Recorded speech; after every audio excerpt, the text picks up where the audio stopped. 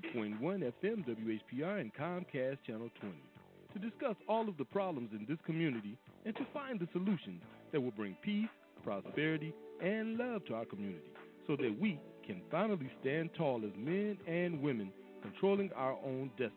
Now make sure to call in at 313-868-4336, 313-868-0351, and 313-868-0342.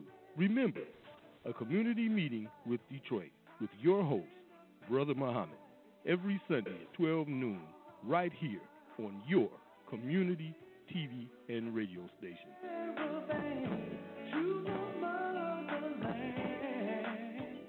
Brothers and sisters, are you tired of reading the Holy Scripture and really not understanding what you've read? And if you're reasonably sure, have you ever tested that what you feel you know that may have a different view than your own? Then let's talk to one another. Let's reason with one another on a Scriptural Discussion with the Son of Man, a live broadcast Wednesdays and Fridays at 9 p.m. So why don't you call in and let's discuss the Holy Bible, and if you have one, the Holy Quran, and come to an agreement about the Holy Scripture and their true meaning. So tune in to a Scriptural Discussion with the Son of Man every Wednesdays and Fridays at 9 p.m. right here on TV33 and 88.1 FM WHPR. You can call in on the air or off the air at 868-0351, 868-0342, and 868-4336. Of course, the area code is 313. That's 868-0351, 868-4336, and 868-0342. In the name of Allah, the Beneficent, the Most Merciful, the Truthful, and the Most Just, I greet all of you within the sound of my voice with the greeting words of peace from the Lord of the world, Allah, Salam Alaikum. Brothers and sisters, we are honored to have a brother with us this evening that is a science in the true sense of the word, as this world recognized scientist. I'm going to take a few minutes to read his bio, and then I'm going to give him time to introduce himself. And then hopefully we will have good dialogue with one another. His name is Dr.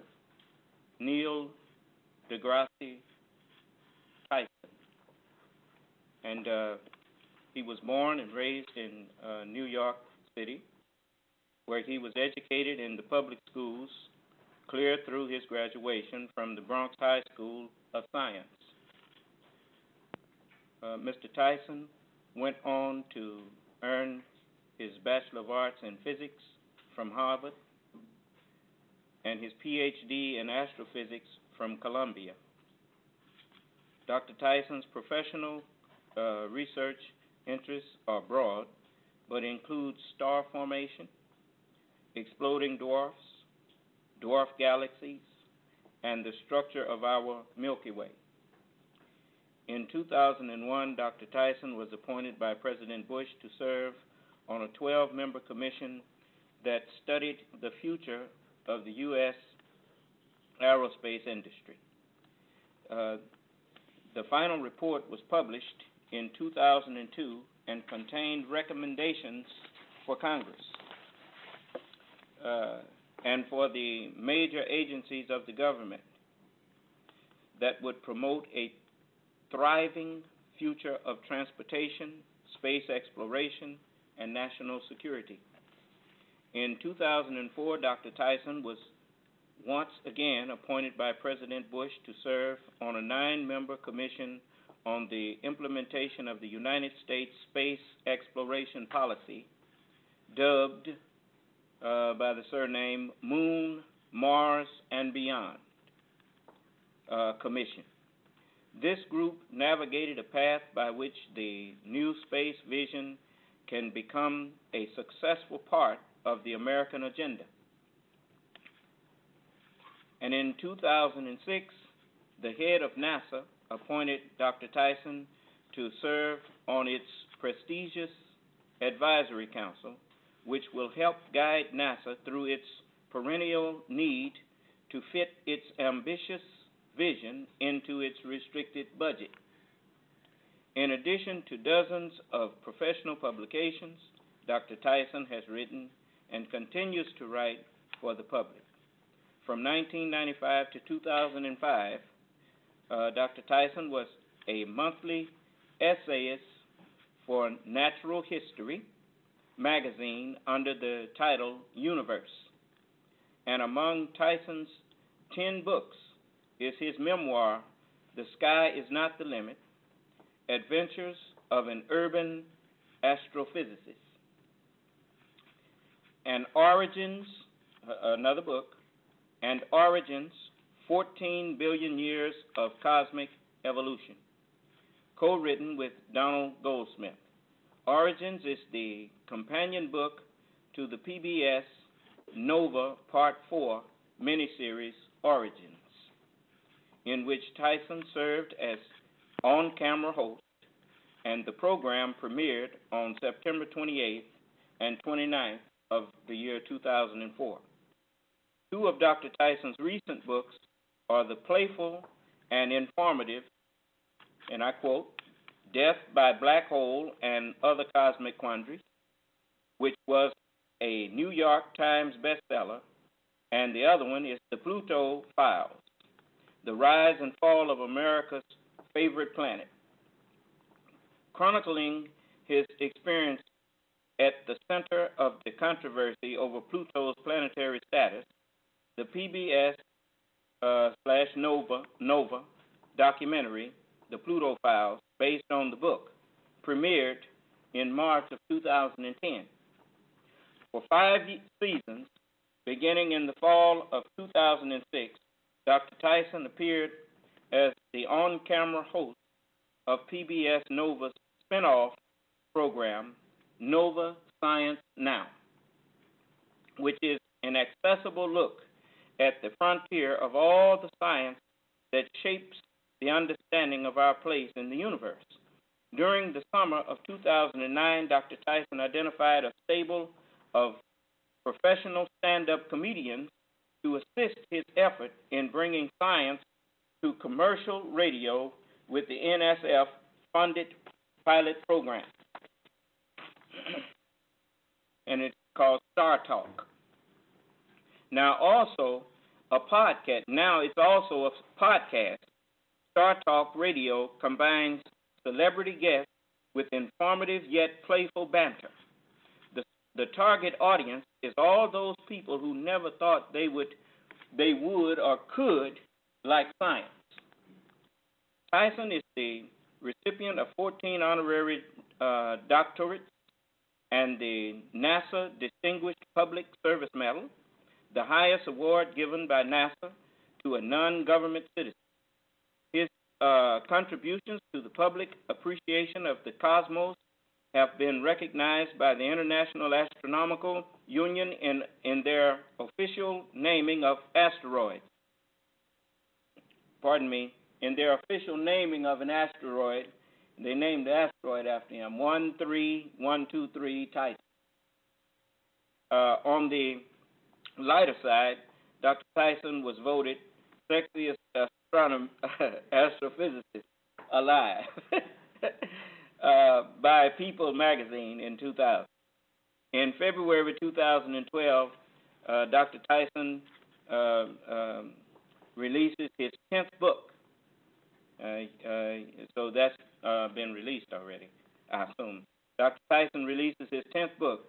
This one exclusively devoted to space exploration, and it's called Space Chronicles. Facing the Ultimate Frontier. And he is currently working on a 21st century reboot of Carl Sagan's landmark television series Cosmos, to air in 13 episodes on the Fox network in 2013. Dr. Tyson is the first occupant of the Frederick P. Rose Directorship of the Hayden Planetarium. That's in New York. And Dr. Tyson lives in New York City with his wife and 2 children. I want to say that we wanted to have Dr. Tyson on for Sunday, but he does not do speaking engagements or whatnot on Sunday. He takes that time out with his family. So his credentials were so impressive that I decided we would do well to have him on at his leisure, and he chose to come on with us this evening. And I want to, before I turn the microphone over to him to introduce himself, I would like to play a little clip for you with Dr. Tyson. I think I have, I scroll through channels all of the time, and I seem to recall seeing him on some of these, on that PBS channel, talking about the cosmos. And so I want to let you hear a little bit of brothers. Dr. Tyson, I hope you don't mind. Oh, yeah, that's fine. Proceed. That's fine. We all know intuitively whether or not you've thought about it explicitly. You go around the world and you find times and places where nations have excelled in one subject or another. There's a birth of that period of where they excel, and then there's a peak, and sometimes it drops off, and sometimes they hang on. And so you can ask the culture of that. What was going on in that nation to support those discoveries, and then what happened when they ended? And so I call that sort of naming rights. If you were there first and you did it best, you name things. Particle physics in this country, in the United States, was like going gangbusters after the Second World War. And the discovery of atomic elements, look at the periodic table. There's berkelium, californium, we got half the United States up there in the upper, heavier elements of the periodic table. Am I right there, Sir Weinberg? Okay, I don't want to. That's not because the world liked California or Berkeley. It's because the work was done here. It's because there was an effort to excel in just those subjects. And it shows up in other ways. I'll give you just briefly. Part of the naming rights is that you don't have to name it. So, for example, while we didn't invent the Internet, we certainly exploited it here in America. We did that sort of first and best. And so your email address does not end in .us. Everybody else is in the world. They got to say what country they came from. We don't. Okay? It's simple, but it's the consequence of being there first and doing it better than anyone had done it before. Do you know that the British postage stamp is the only postage stamp in the world that does not identify the country of origin? Because they invented postage stamps. So why should they have to say what country it is? It's their invention. Okay? Check them out. It's just the facts of this. The constellations of the night sky, it's the Greek and Roman, and it's lasted to this time because they did a really good job thinking that stuff up.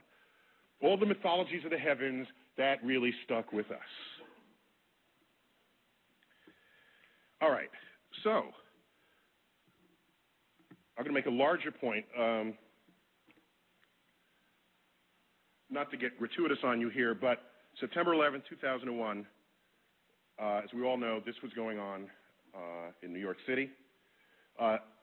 This is the view outside of my window.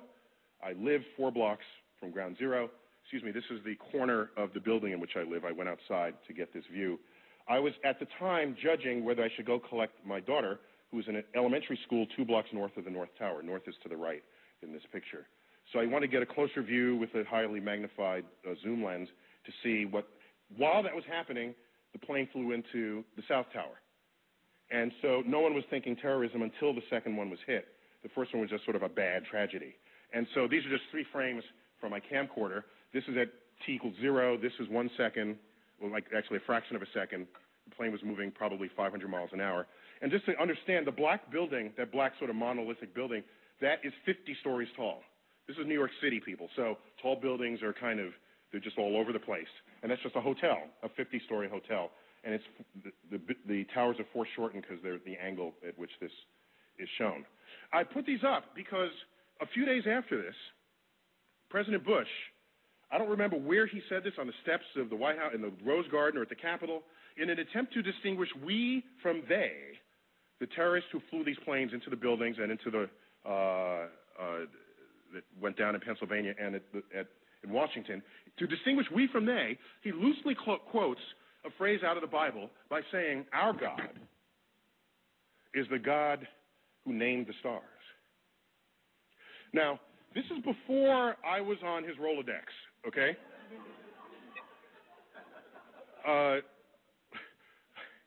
Because I could have helped him out there. The fact is, of all the stars that have names, 2/3 of them have Arabic names. So this was not, I don't think, his intent with that message. Okay? While the constellations are Greek and Roman, the names are Arabic, all right? And the list just goes on and on and on and on. And so where does this come from? How does this happen? How do you get stars named with Arabic names? How does this happen? And it happens because, of course, hang on, just catching up with myself here. Okay? It happens because there was this particularly fertile period that Professor Weinberg duly discussed. And around that period, that 300-year period, the intellectual center of the world was Baghdad. Baghdad. It was completely open to all visitors, all travelers, Jews, Christians, doubters, which today we might call atheists. They were all there exchanging ideas, all of them. And it was that period where you had the advances in, like, engineering and biology and medicine and mathematics. All right? Our numerals are called what? Arabic numerals. Now, you ever stop and think about that? You know, who as in America, do we take pause at this? Why are they called Arabic numerals? Okay, they fully exploit the discovery of the zero, create a whole field called algebra, itself an Arabic word. Algorithm is an Arabic word. All this is going on, and it's all traceable, not to some long 1,000-year tradition in Islam. It's traceable to this 300-year period. This 300-year period. And then, so they had naming rights. The most expensive, beautifully carved astrolabes come out of this period. There's a great collection of these at the Adler Planetarium in Chicago, if you ever want to check them out. So navigation, celestial navigation, all of this is traceable to this period. And so something happened. And what happened, as was previously described, I was told, and forgive me for repeating from what you might have heard, 12th century kicks in, and then you get the influence of this scholar, Al-Ghazali. All right? And so out of his work, you get the philosophy that mathematics is the work of the devil. And nothing good can come of that philosophy. That, combined with other sort of codifications, philosophical codifications of what Islam was and would become, the entire intellectual foundation of that enterprise collapsed, and it has not recovered since. Over that period, all these books were translated into Arabic on a scale not seen since then. And so why am I even going here? Because I'm trying to explain to you that you fast forward, the dangers here is that you fast forward to 21st century America and ask, what influences are we feeling now? Because that period, that naming period in Islam stopped and it never recovered. Because the way of thinking about the natural world, revelation replaced investigation. Okay? So I fast forward to 21st century, and what do you find? You get things like this. Okay? This is in America. All right? So now, what I find interesting is it's a level of passion that it requires to actually do it. You got to pay for this, okay? A sensitivity to the money aspect of it. But we all know tomorrow's economies will be founded on innovations in science and technology, and of course that gets cut short if we lose our civilization. Pardon me for just 1 minute. What the audience was laughing about was had a sign up there that said the Big Bang got to be kidding me, and so that's happened in Islam in 1100. And the last thought I'll leave you with, which concerns me greatly, if you do the math, okay, just look. You look at all the Nobel Prize winners there ever were, some even in this room, and ask how many were Muslim. And it's like 1, maybe 2. Okay, I think a second one was in economics. And the one we referred to was described earlier, the co-winner of the Nobel Prize with Professor Weinberg, Abdus Salam. And he's not Middle Eastern Muslim, he's Pakistani Muslim. Okay? Now, how many Nobel Prizes are won by Jews? It's like the fourth of the Nobel Prizes. Okay? Some high fraction of the total. And then you look, how many Muslims are there in the world? It's like 1 billion Muslims. How many Jews? 15 million tops. Okay? So you ratio these numbers. Had Islam not collapsed in its intellectual standing in the year 1100, and you just do the ratios, they would have every single Nobel Prize today. So the fact that it's not only just a few, it's near zero, is deeply worrying. I'm concerned about what brilliance may have expressed itself and did not in that community over the past 1,000 years. And so what I want to put on the table is why, so that's the end of my talk, but I want to put on the table not why 85% of the National Academy rejects God. I want to know why 15% don't. And that's really what we got to address here. Otherwise, the public is secondary to this. Thank you for your attention here. I like the way that he ended that. He wanted to know why 15% don't reject God. But first, I want to give Dr. Tyson the opportunity to greet you and to introduce himself to you. Oftentimes, if nothing else, it gives the person a chance to relax and to settle into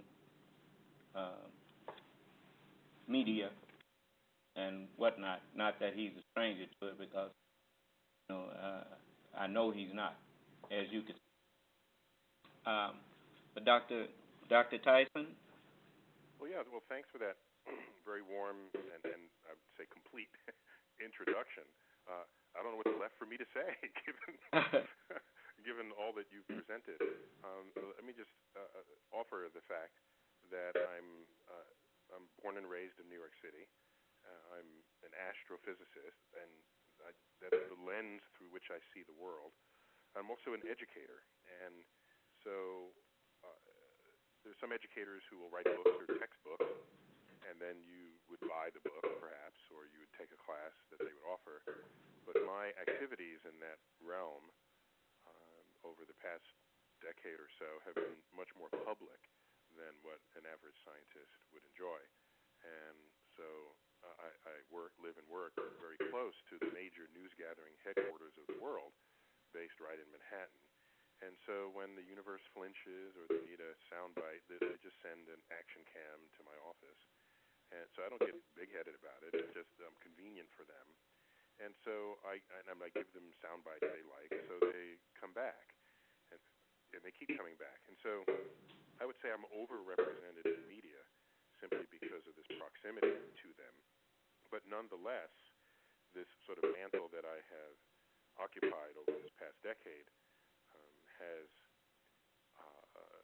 I don't take that lightly because the nation, the United States, is failing economically, and one thing we've known, especially since the Industrial Revolution, is the role that innovations in science and engineering and technology plays in healthy economy. And without it, you just slide backwards as you watch other nations advance. For those other nations that have invested in this way. And so simply being a science educator has taken on this whole other dimension to it in recent times, especially since 2008 and the collapse of our economic system, where people have been turning to me, economists have been turning to me just to get my perspectives on what role being scientifically literate can play in the economic health of a nation. And my most recent book, Space Chronicles, Facing the Ultimate Frontier, highlights how a healthy space program where frontiers are not only dreamt of but crossed daily. When you do that, you have to innovate, and when you innovate, you invent things, and when you invent things, your culture, your economy gets transformed in ways that we have all had taken for granted in the 20th century, for example. And so I've become sort of more than just a scientist over the past several years, and even by the clip that you just shared, that sort of also plays into this broader role that I have assumed. Oh, by the way, what's probably not evident from just my words of that clip is that workshop, which had maybe 100 people in the audience, it was not for the public. It was for people. Almost everyone in the audience actually gave a presentation. So we were sort of presenting to each other. And it was held at the Salk Institute in San Diego. Not the Salk Institute. Salk Institute in San Diego. And that happens to be one of the great centers of neuroscience in the country. And so my concluding comment there related to, it was a call to investigate what is going on in the human mind when the human mind is doing all kinds of various things. And there were neuroscientists in the audience. And what I was specifically addressing was that if you look at the statistics for scientists, in America about 40% of scientists are religious. And you define religious by, do you pray to a God who you believe hears your prayers? That's, if you say yes to that, then you're religious. In the old days, they would ask, do you go to church, or do you attend some religious festival on the weekends? And then more people would say yes to that than who were genuinely religious, because many people go to houses of worship for like pie, or for the social scene that precedes it or follows it. And so to purify that question, you'd say, do you pray to Excuse me, son of man? believe answers your prayers? Yeah, I couldn't even hear, bro. We can't hear him in the conference room, son of man. I'm sorry, say again? They say that they can't hear you in the conference room. I hear you fine. And is that everybody saying they can't hear him in the conference room? No, we could hear him real good, but they got a noise that keeps coming in there. Well,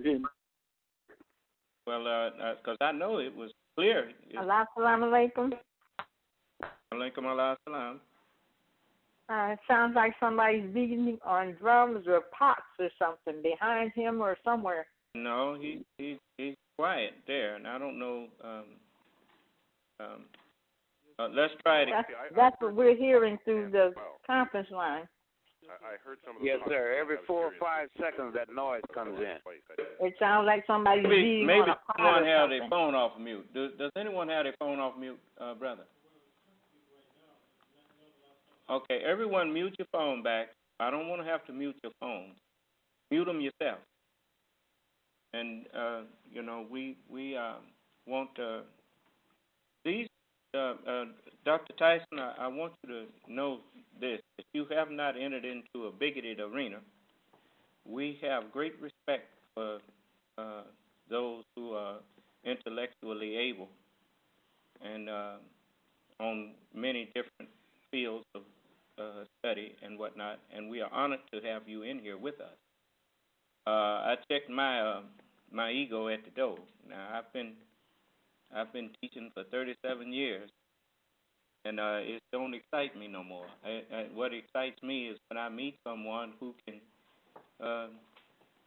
if nothing else, test the knowledge that I think that I have, and be able to either validate it or let me know that I'm barking up the wrong tree. And so I'm always happy to talk with knowledgeable men and women. And so I don't want you to feel that you got to rush or nothing, but I do want the whole audience to hear you. We have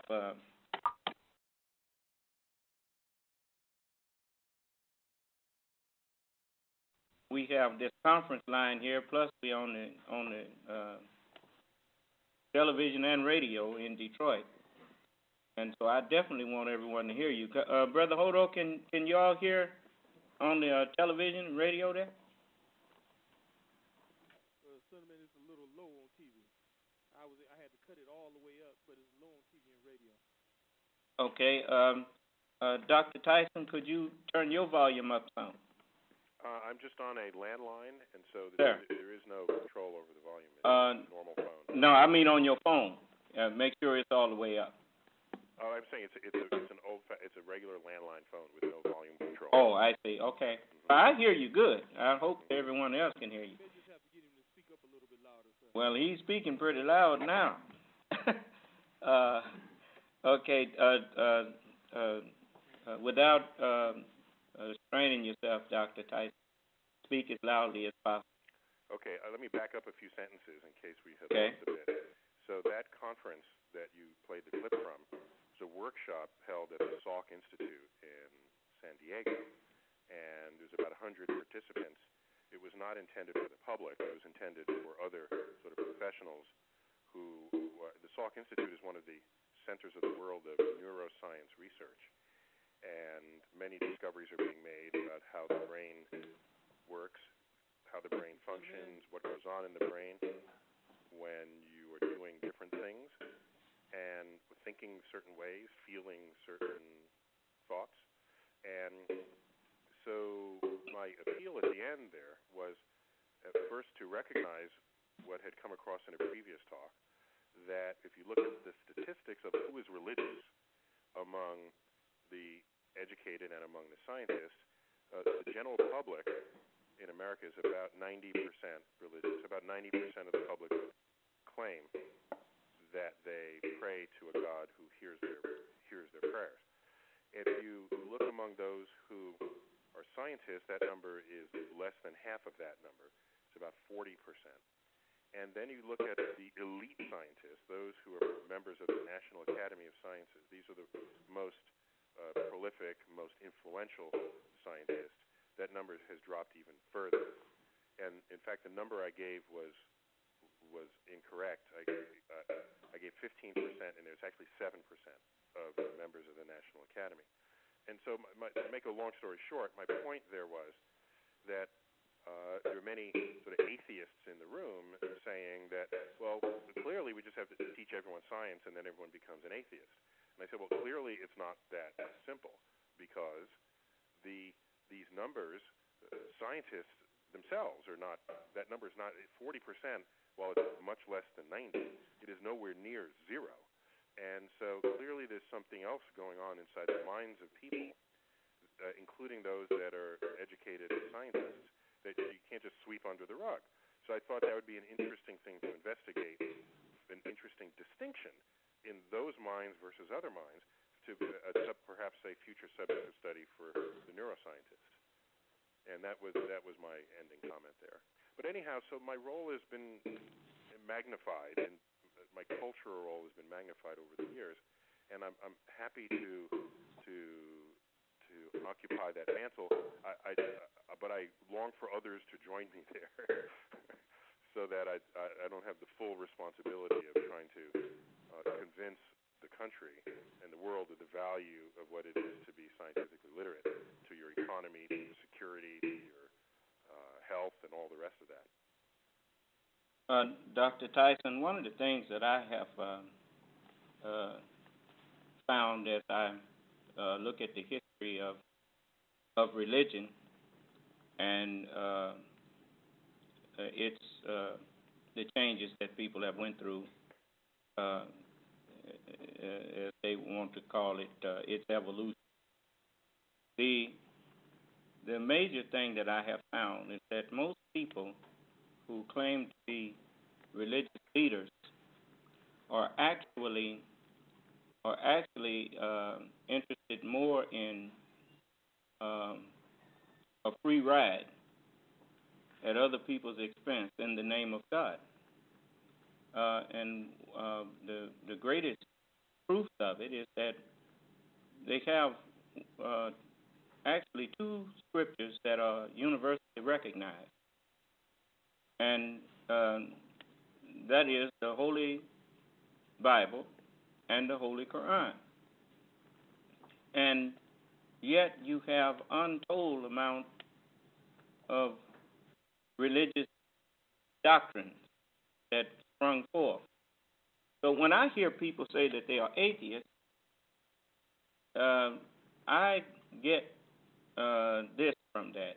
It's not that the person is actually a disbeliever in God as much as they are saying they don't believe the religious doctrines that they have thus far been introduced to. There's too many inconsistencies, too many things that go against science, that go against, when I say go against science, I actually mean go against truth, go against research truth. For if a person claims to be truly religious and does not believe in scientific research or study, which is actually what is physics? The study of everything that is of the physical universe. And if you say God created everything, then by studying the thing, you are learning more about the one who created the thing or who made the thing. So there's no such thing as a religious person that does not believe in science, and a person who truly believes in science. When you really look at the creation, and the more you study these things of life, you have to come to the conclusion that in intelligence, whether you recognize where that intelligence resides, you have to agree that just looking at the earth, if one beach had sand on it, it could be a coincidence. It could be a happenstance, as they say. If two beaches have sand on them, then that's another, could say have been a random accident. But when you go to all of the beaches and find all of them laid out the same, then somebody planned that thing. And whether that's just like this every house that you see. If we came up and that we've just found homes on the earth, and we didn't see who put them there, it would be unscientific for us to assume that these things just grew up out of the earth, especially when we don't see them growing up out of there now. And when you look at them, some of them in decay and disrepair and that kind of thing, and you realize that eventually you'd have to come to the conclusion that someone built it. And so the part of us that does all of this reasoning is nothing but gray and white matter. I mean, we look at ourselves and we call ourselves one, we call ourselves man or woman, but when you really look at what we really are, the part that thinks, the brain, is just a lump of matter. And yet, that lump of matter inside of us controls everything that goes on inside of us and outside of us in our universe here, in our immediate universe that's saturated with water here. So, we have not even scratched the surface of who God is. But we know this, that we refer to God as He and Him. And we also refer to Him as the supreme being, which does away with this looking up, talking about looking for God. So the Holy Quran puts it like this. It's just like I'm not a physicist. I'm not an astrophysicist, but you are. So when it comes to that knowledge, until I meet someone that's more knowledgeable of that than you, then as far as I'm concerned, you the best knower on that. And that's what Allah is. Allah is the best knower. But it just simply says in chapter 2, it says, in the name of Allah, the Beneficent, the Merciful. I, Allah, am the best knower. But many people, they get spooked out about it. But in actuality, whatever you endeavor to accomplish in life, whatever you set out to do or accomplish, then you should always seek the most knowledgeable person. And that is how you find the God. He is always the best knower among you in that situation, in any given situation. And so that is how, just like you do it every day with your hands. You don't eat with your feet. You don't sit down to the dinner table and try to use your feet for picking up your fork and spoon. The hands do that. They are best qualified for that, so you depend on them to bring that food up to your mouth, and then the mouth does the chewing and the swallowing, and the stomach does the distribution. But everything works toward the good of the whole. That's what human beings have not done.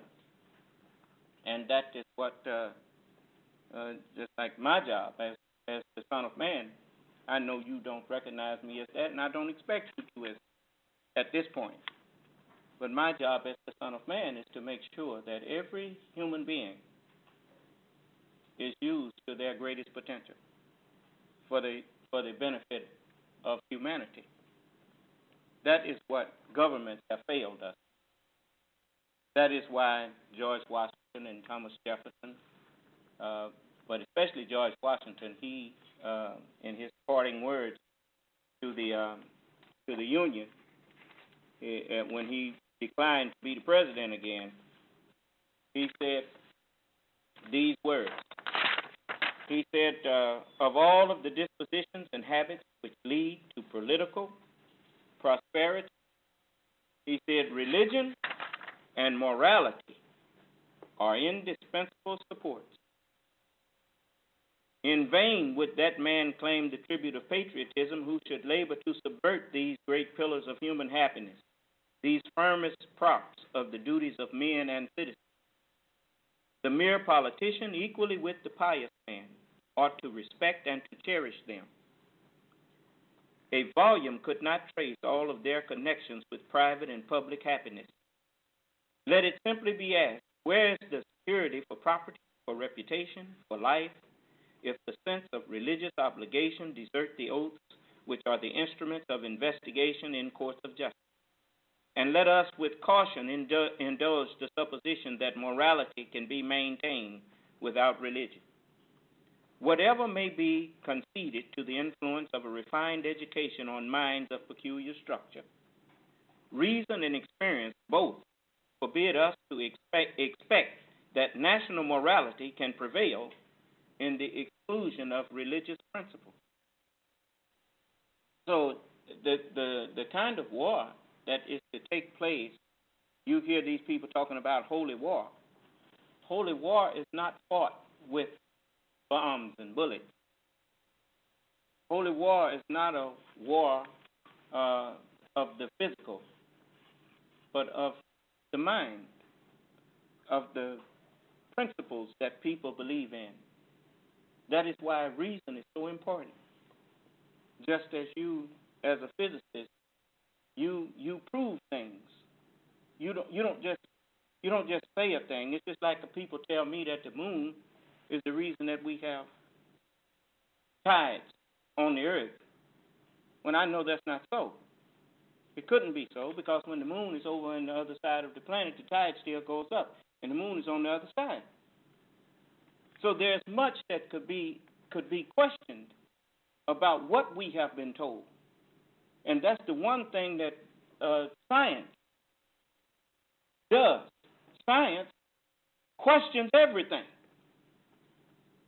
And if God didn't, if we can't say on the one hand God made man, and then man has an inquisitive mind, and we say man is wrong for having what God put in him. You see, so certainly we should question everything, prove all things. Don't worship that which you don't know what you're worshiping. And that's just what most people do. They worship that which they believe. A belief is what people have. And they fall down and worship something, and you ask them, well, what are you bowing down to? They can't tell you. Well, it's time now that we take on the mantle of real scientists. And a real scientist has a God, and his God is truth. You don't worship with the flesh, you worship with your mind. And the only thing that you really can worship, everybody worships something. You either worship the truth or you worship a lie. But one or the other is what you bow to. And the wise man bows to that which he can prove. The fool bows to that which he believes. And so, but that is just something that I that's why I was really I played that one, because you ended that on a note that I thought would make a very interesting discussion. You know. Well, a couple of points in reference to what you said. First of all, you referred to the three holy books as being universally recognized, but in fact, they're not recognized by no more than half of the population of the world. Attach themselves to either Islam, Christianity, or Judaism. So these are the three principal monotheistic religions of the world. The rest of the world is engaged in other activities, and some of which make no reference to those three books at all. You look at all of China, for example, most of India, most of Africa. There's no presence of monotheism operating within those cultures, and so just a comment to your assertion that those three books are universal. They're not. There's about 1.3 billion Muslims, about another 1.5 to 2 billion Christians, and so those are about where the numbers are. Yet we're approaching 7 billion people in the world. Another couple of points. I hardly ever talk about religion publicly. Not that I couldn't or wouldn't.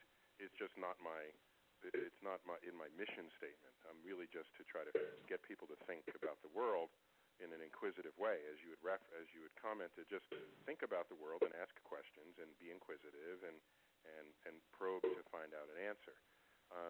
But knowing that I'm often brought into an arena where religion gets discussed, I'm much more read in those subjects than my public profile would otherwise indicate. So I would say 0.5% of everything I've written or said relate to religion and spirituality. So I don't ever lead with that. And so I'm happy to have this conversation nonetheless. But what I'm saying is that it is not my core business, right? My core business is teaching people science and teaching people how to think about the natural world. So a couple of other things. You commented about an intelligent designer of phenomenon or objects that you see in the world. You gave the example of beaches. And so my issue here, and has always been, that here in America, one of the great facts distinguishes America from almost every other country in the world is the fact that religion is not mentioned at all in the founding document of the nation. All right, that's the Constitution. There's no reference to God, and there is no reference to religion, other than to say that Congress shall make no law respecting the establishment of a religion. And the consequence of this... Nor prohibiting the free exercise. That's correct. And so the consequence of this, of course, is that the government is not telling you who to worship or how to worship or when to worship, which was the case for so many countries for so long. And as a result, there's been the freedom to worship in whatever way serves the needs of and the wants of those who come here. And so we have a level of religious diversity in America that I think is without equal in the world. And one of the tenets of some of those religious philosophies includes the notion that the world is intelligently conceived and designed, the world extended even to the universe. My reaction to that is that does not work as a matter of discovery. Okay? It cannot be invoked in a way that leads you to a deeper understanding of how things work in the world, and therefore it has no place in the science classroom. It can go in philosophy class, in religion class, in religious instruction, in whatever is whatever other habits or rituals that go on in the training of religious philosophies. Sure, but you cannot. There's no history. When I say you cannot, doesn't mean you never could. I'm just saying every effort in the past that someone has invoked where they say, this is so beautiful, it's so magnificent, it's intelligently designed, or designed by a god or Allah, whomever, that is not a useful approach to understanding the world when you're trying to make a discovery. Because what happens, what tends to happen is you are content in the assertion that the beaches match and that they are, and so therefore there's some intelligence behind it, and then you're done. Whereas the person who is curious about it and not assigning an intelligence to it will say, I wonder how these beaches came to be that way. Oh, well, the sand is made of silicon dioxide, and it's broken up rocks, and you get some of this from crumbled seashells, and the seashells are calcium, and certain conditions of tide and temperature and coastline will promote the formation of beaches. And in other places, it does not promote beaches. So you have rocky coastlines. In other places, there's just there's sort of alluvial plains, or there's river deltas emptying out. It's very hard to identify a coastline of Louisiana where the Mississippi River emerges. And so what you have here is you have to ask what belongs in the science classroom and what does not. And so anyone who's content with the answer that God did it is not going to make the next discovery on the subject that they just invoked God for having done it. I think that you misunderstood what I was saying. I was not saying that we just satisfied to know that an intelligence made the beaches. Right. So any more than we are satisfied. Of course. No, what I'm saying is that when people have invoked that, they take themselves from the frontier of discovery, unless, which is what I think where you would put yourself, unless they celebrate what their faith tells them is an intelligent design, but then they continue to be curious. That's just fine. Put them in the science classroom. But well, the thing is, if we look at ourselves, if you look at all human beings, then you know that all human beings have intelligence to a degree.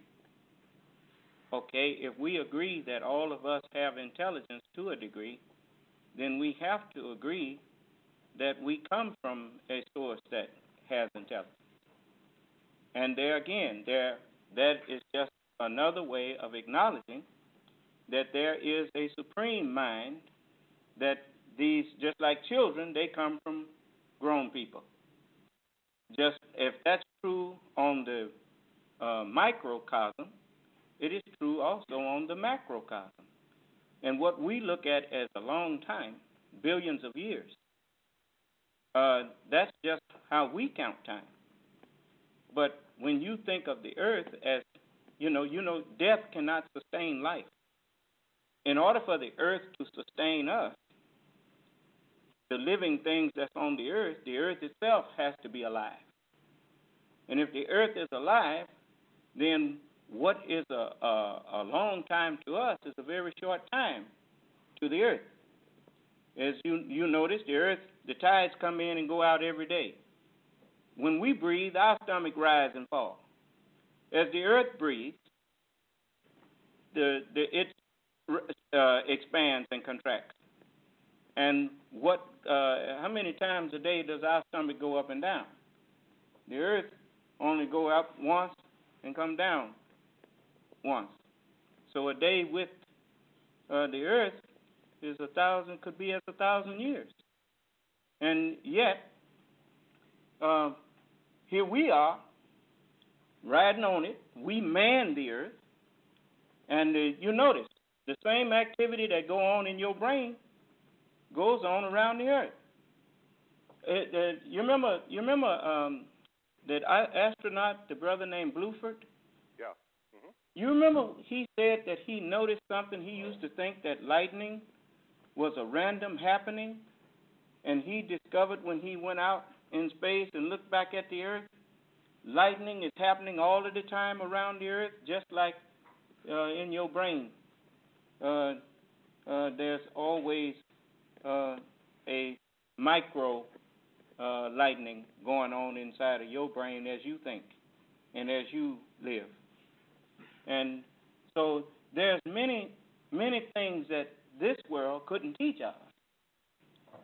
As did Jesus and Moses and David and all of them, they were not of this world of thought.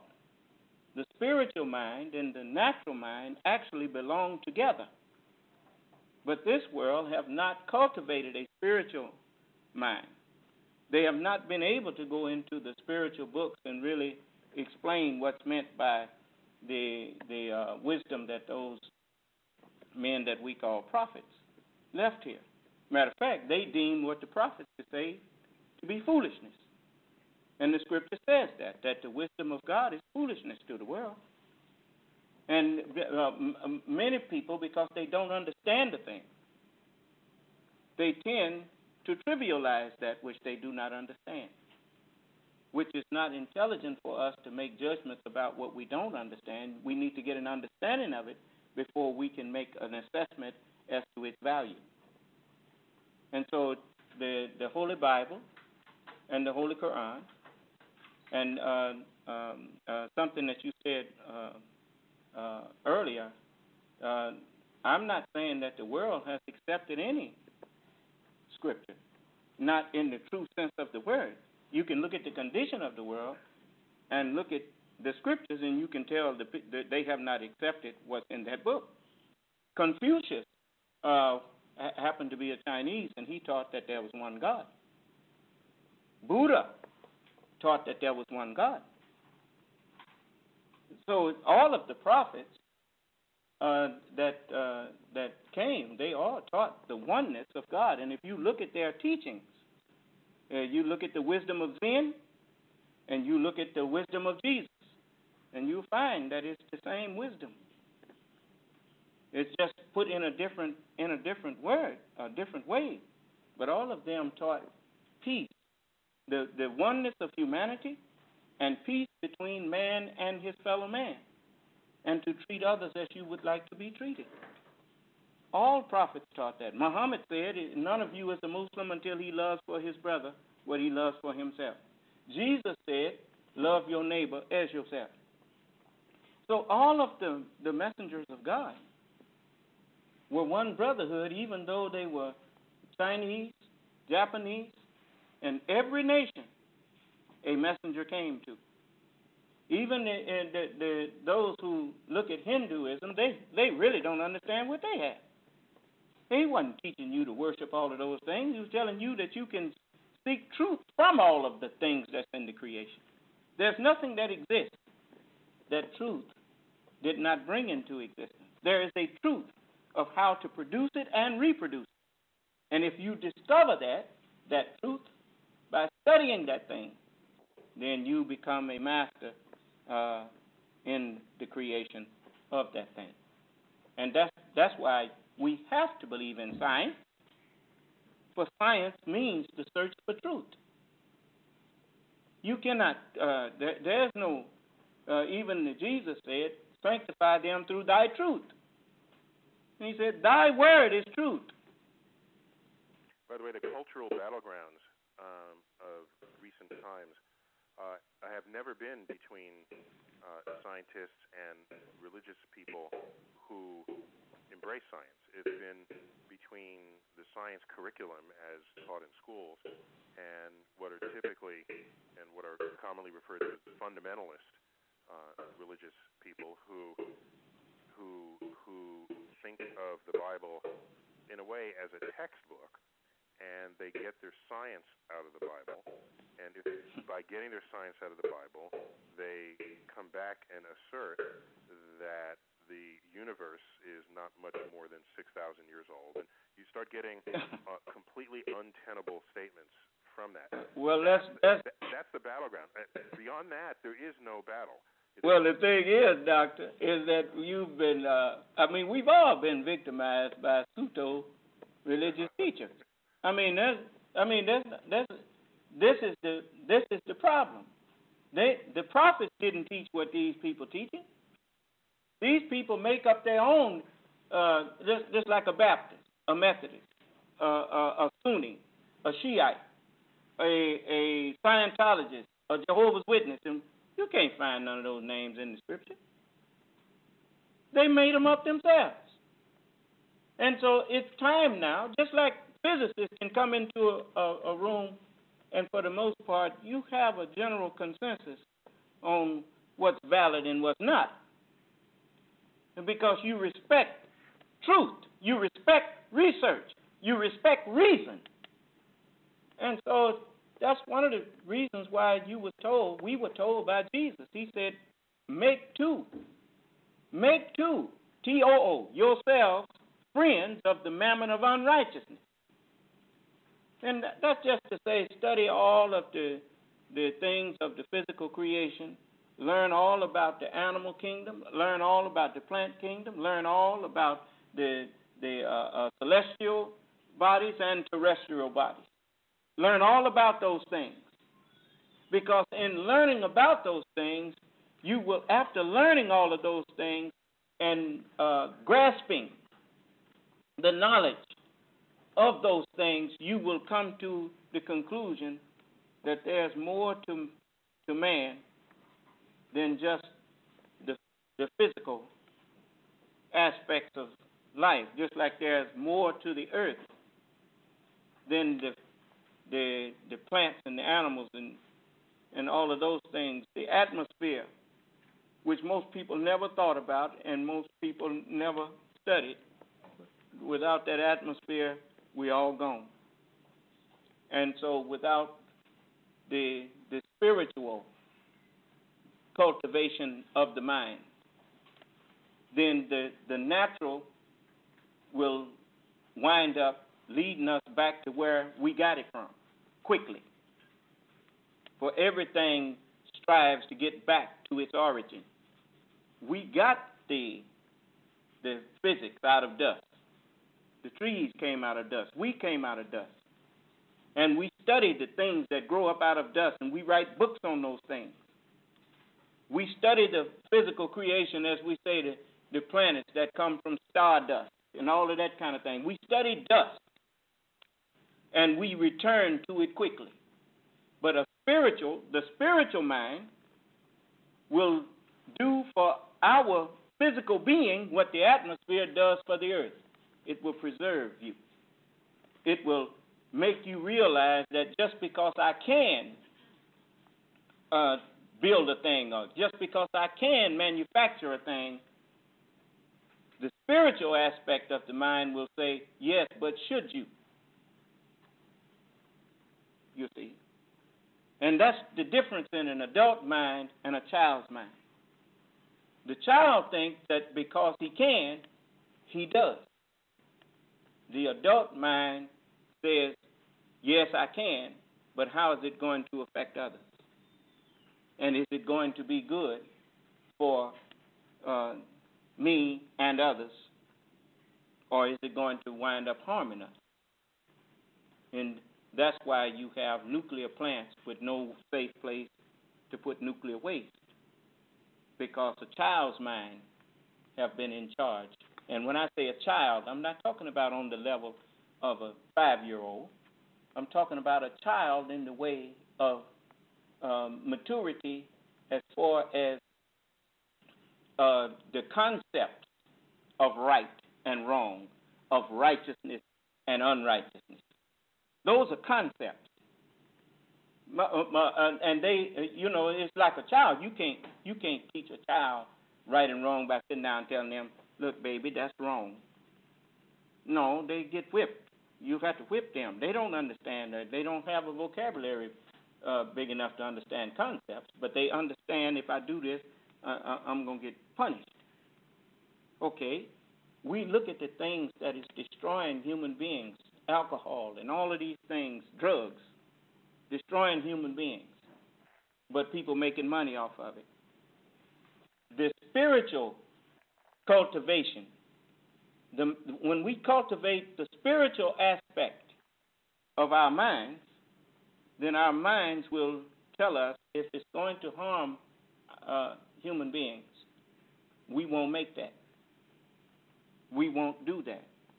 Well, some of us can handle it, yeah, but most of us can't. So we'll do without that. And that's what the purpose.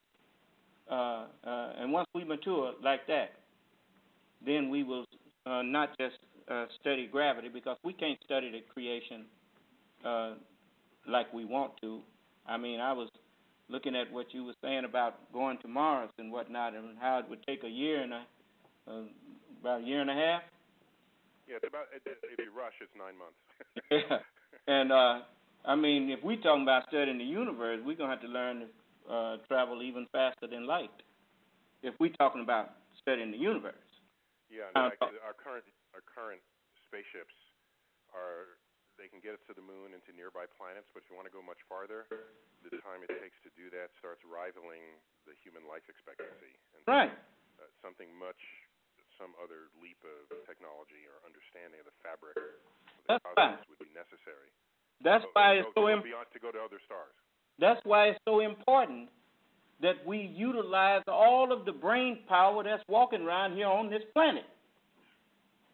Once we come together as a family that we're supposed to be, it has finally come out to the public knowledge. Even as you heard Greg Amendo, he acknowledged that light skin is recessive and dark skin is dominant. And the blue eye is recessive and the brown eye is dominant, or the black eye. And you get the recessive from the dominant. So now it's clear that all people came out of black people. And if all people came out of black people, then all people are another aspect of the black man. They are another aspect of our family. And now we're going to have to start acting like family. And so we're going to have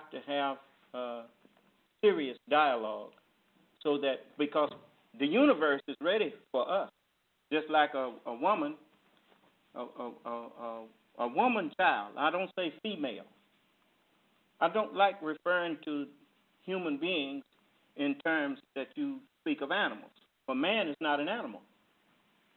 Man is man, and woman is woman. And so the woman child comes with her egg. They don't come later. They come with her, like the universe came with her balls out there in space and Earth just happened to be the first one that's being put in this way that we have. Now, the same way that you can take that egg in the woman and make it another human being, we don't have to look for some other planets out there to sustain life. We can eventually make some. But we have to stop thinking two-dimensional in a three-dimensional universe. We have cultivated, as the old saying goes, we are natural giants and spiritual midgets. And we're not whole until we become a full being, which is spiritual and natural. And when the two work together, then the whole universe, we go out there and we can do whatever, because we are not going to take corruption out there.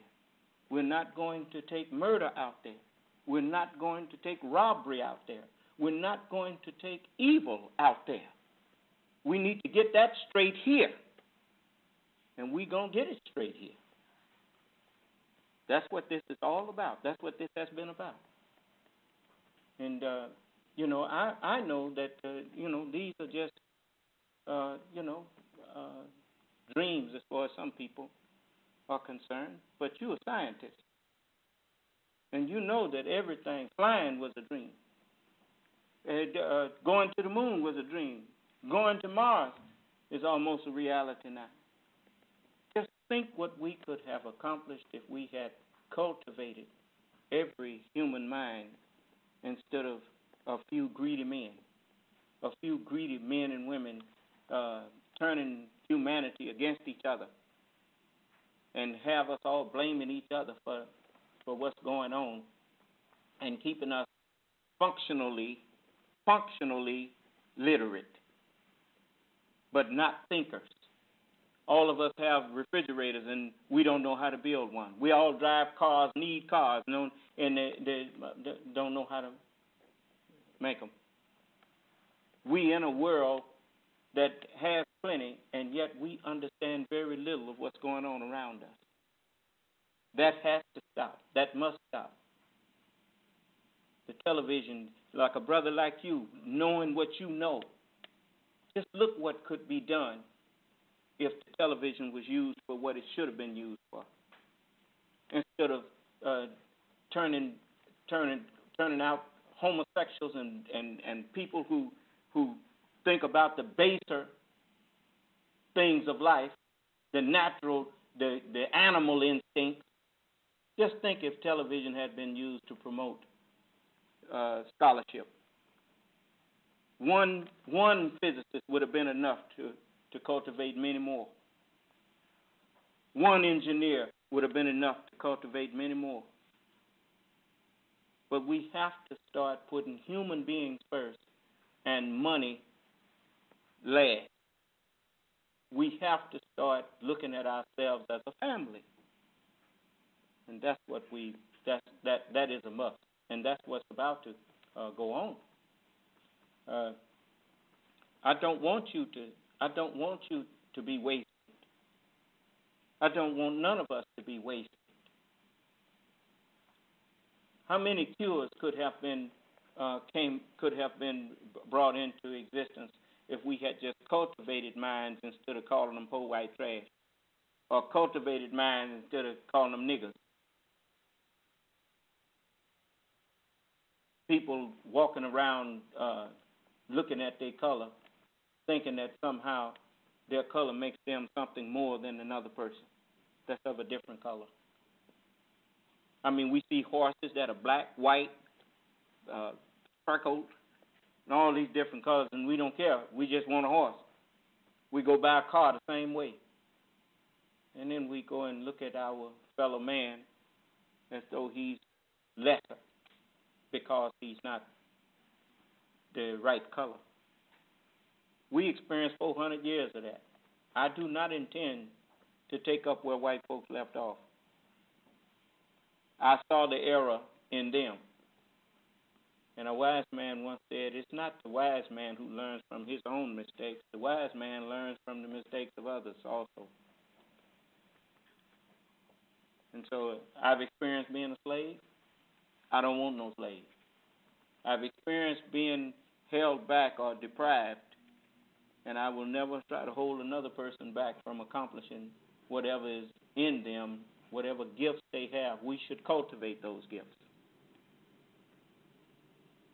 And we can't do that if we don't see each other as family. But once we see each other truly as family, which is what we really are, then we will be whatever exalts another member of the family exalts us all.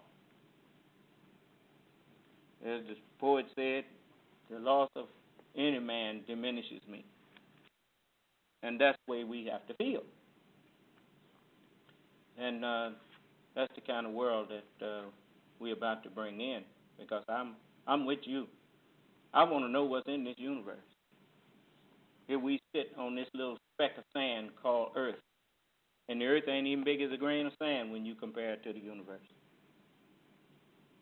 I know we was meant for more than this. I know we were meant for more than this. And the mere fact that we was able to even jump off for a minute and go and step down on the moon is proof that we was meant for more than this. So, but we don't have to remember, even though the Congress didn't, the founding fathers did not establish religion, which was a wise thing since they did not really understand the scriptures.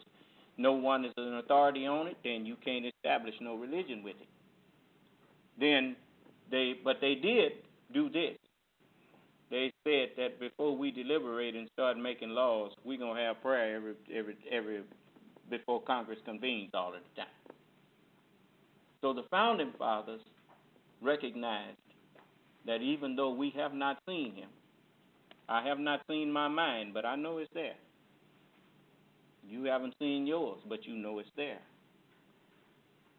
And when you look at how America overcame odds and came into being in spite of England had the army and all they had was a bunch of farmers, divine providence entered in there somewhere.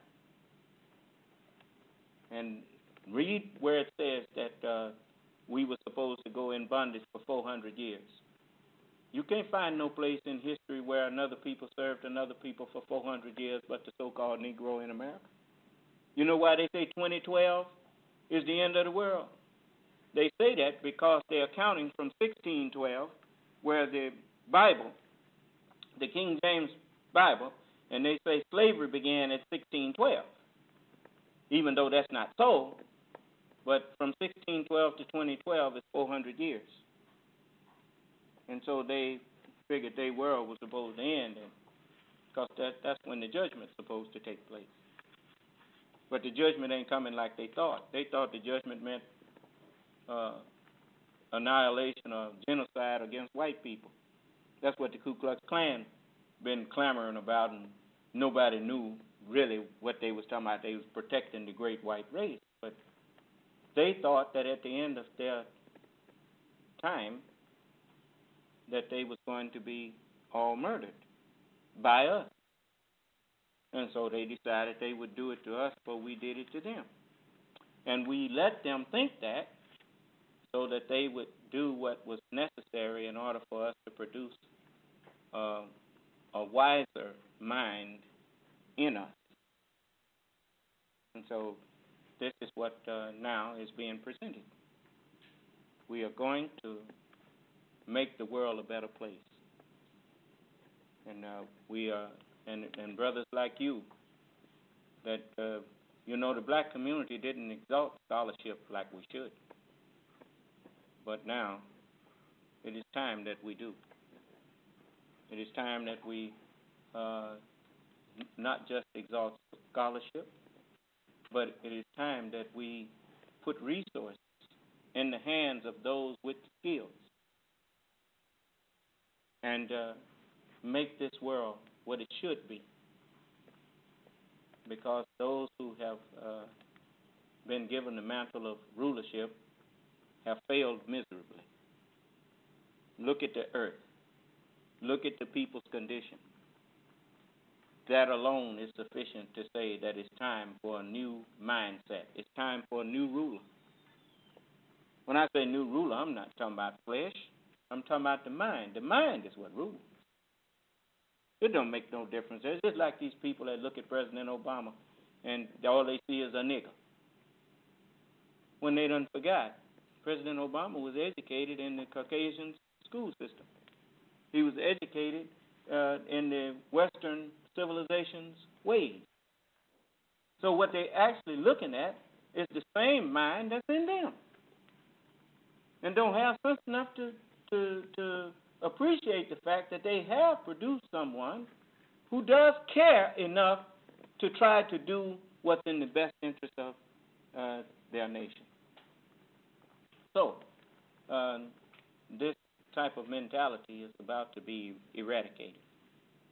If you can't change, if people can't change, then mercy won't run out, but time will. And the time, as the book says, there's a time and a season for all things. And so, you know, I'm just, I don't want to just go on and on and on, but I needed to get that said. And I only have a few more minutes. Well, Dr. Tyson, I just want you to know, I met one other brother. I wish he was still with us, Brother Kevin. I think you'd have enjoyed talking with him. The brother was, he's a young brother. He's about 30. And he graduated from Southern in physics. Mm-hmm. And then I asked him to go back and get a law degree. He went back and got a law degree. You know, didn't miss a beat. I was so proud of the fact that he had such a powerful brain. But you know, maybe one day Allah will guide him back. But anyway, I love talking with those of you who have a brain that seems to be not limited in your field. And to those that, many people say, well, with God all things are possible, and they don't know what they're saying.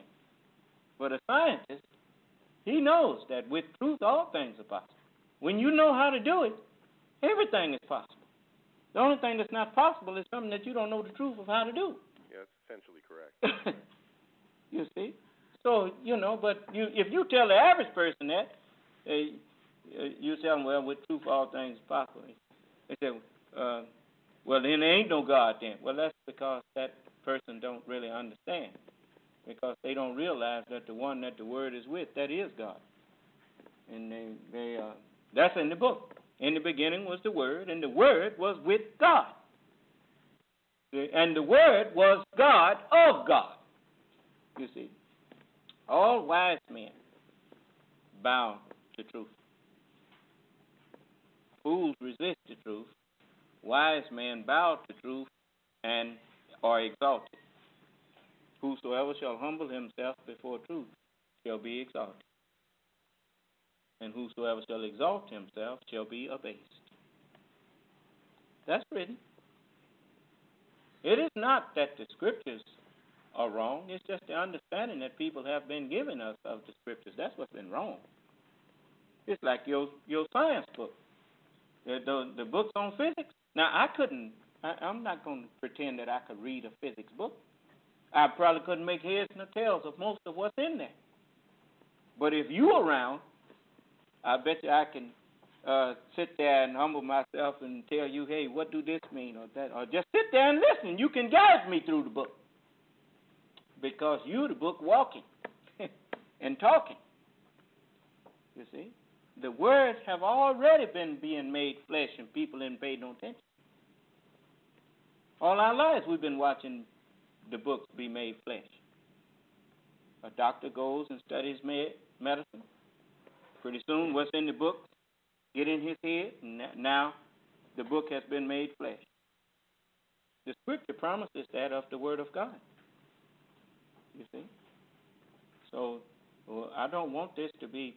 Dr. Tyson, I meant to tell you why I'm having these dialogues. It is because the greatest thing that we, as a people, lack, the ex-slaves of America, the greatest thing we lack is unity.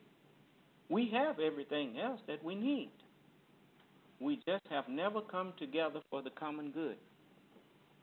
And we never will if we don't start talking to each other and getting to know one another. And so that's what these broadcasts are for. That's what this we do on Sunday, that community meeting with Detroit. We starting there since we're on the air there. We call it a community meeting with Detroit, and we just talk. We just talk to each other and get to know each other, and start realizing that we have more in common than we have in adversity. And I don't just want to come together with my own color. I want to come together with my own kind. I'm not interested in getting with you if you're black and you don't want to do what is right. If you don't have right in your heart to do, me and you can't get together. But if you got in your heart to do what's right and to help get our people out of this condition and this stigma that have been attached to us, then me and you can get together, because I want the same thing. I want us to not walk around here any longer trying to prove anything to anyone as far as us being as good as other people. We don't have to prove that. Now the truth have come out that all people came out of us. There's no scientist that will try to argue with us on that. Okay, well then we don't have to try to prove that we are the equal of other people, since all people came out of us. Now it's just time to prove to ourselves that we in this condition and we can heal ourselves before we heal the world. Now if we can come up out of slavery and come up out of this hating each other and putting each other in the hospital every weekend and during the week and all times, day and night, and robbing and disrespecting one another, and making our brothers and sisters feel intimidated just because they are not bullies. It's like I don't know what kind of time you had in school. You sound like you was able to kind of fend for yourself. But I watched a lot of brothers that was real smart get beat up. I never took part in it, but I watched them get bullied like that. And that's a terrible way. Instead of protecting our smart ones, protecting those who have scholarship and could grow up and become doctors and people who engineers and people who could build us up, we start bullying them. We don't teach our children to look out for the smart brother. Take care of the smart brother. Take care of that brother or sister who has the for lack of a better word, the intelligence quotient or IQ to uplift you. Those are the people who are going to be your teachers. Those are the people who are going to be your inventors and your scientists, who are going to be able to look out for you. Look out for them, so that when they grow up, they will want to return the favor. And I'm not just talking to black people now. I'm talking to all people who listening. Young brothers and sisters, stop beating up on the smart brother and sister and start helping them, and ask them to help you with your homework and help tutor you and that kind of thing. And that you form a partnership in childhood, and that will grow into adulthood. And pretty soon you won't have politicians who have a secret agenda and could care less about you. Because it's for sure, you're going to reap what you sow. Now, if you sow hatred, then that youngster ain't going to be a youngster forever, and he's not going to get dumber as he grows. He's going to get smarter. And he will fix you.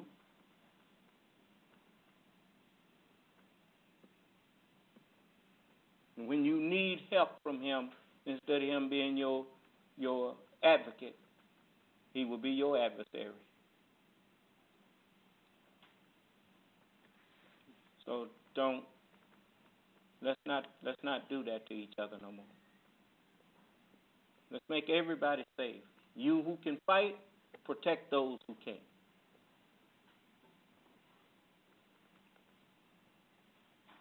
You who find it a breeze in class to breeze through them lessons, help those who are not able to grasp it so quick. And when we do like that, when you wake up one day, you'll find yourself in a different world.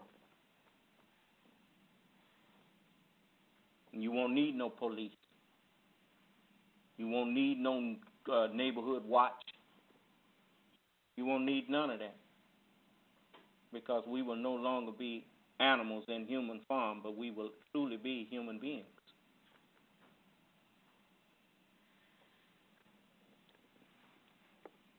So I need to move on. I have to. Yes, Dr. Tyson. Come on, and I just want. What did you want to talk about, brother? What do you want to talk about? I do want to hear from you, brother. I didn't want to lose this opportunity though to let you know that I don't want this to be the only time that we communicate with you. I want to have your permission to call you and bring you in. Well, the universe is vast and unending, as far as we know, so there should be no shortage of topics to reach for. Do you want to share some of the? What's the latest project you working on, brother? Well, we're redoing Cosmos, that landmark television series that Carl Sagan hosted in 1980, and he's gone. He died in 1996. And it's been a whole generation, since 1980 that such a program has aired. And what made it a landmark series was it didn't just communicate science. It empowered people to think about what their relationship is to each other, to the world, to the universe, that was provided by this long, epic sequence of scientific discovery that's been going on since the beginning of experiments that have ever been conducted, and that this is sort of an enlightened place to stand, because once you know how things work, as you said earlier, it brings to you a certain understanding and a certain connectivity and a certain relationship to all that unfolds around you. And with that understanding and with that science literacy, it then empowers you to vote intelligently on issues that relate to science and technology. And every election, there are some issues that matter, where your knowledge of science will inform how you decide, how you vote, or how you, who you vote into office or out of office, or how you vote to have resources allocated, money spent. And so Cosmos meant more than just your average science documentary. It was conceived to matter to the viewer in a way that no other science documentary would. And so it's that legacy that we're bringing forward.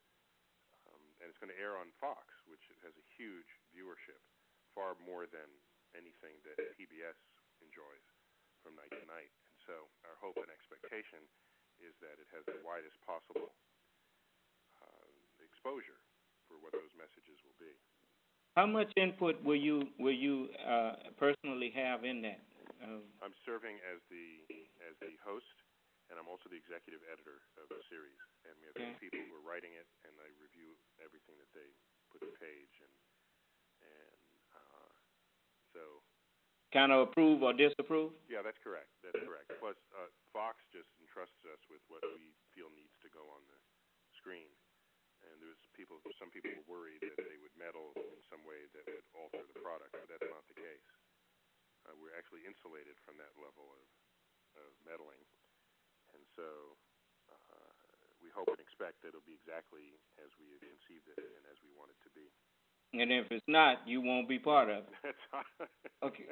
Well, I want to just get that understood. No reason to yeah. To be in 2013, do you know exactly what?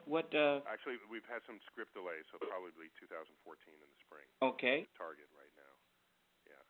So y'all not rushing it. You're really putting something together. Yeah. Well, it's 13 episodes, so it's like a 13-hour movie, right? I mean, so they can put out a movie in a year and a half, and we're putting out 13 hours of content, and so it's quite extensive.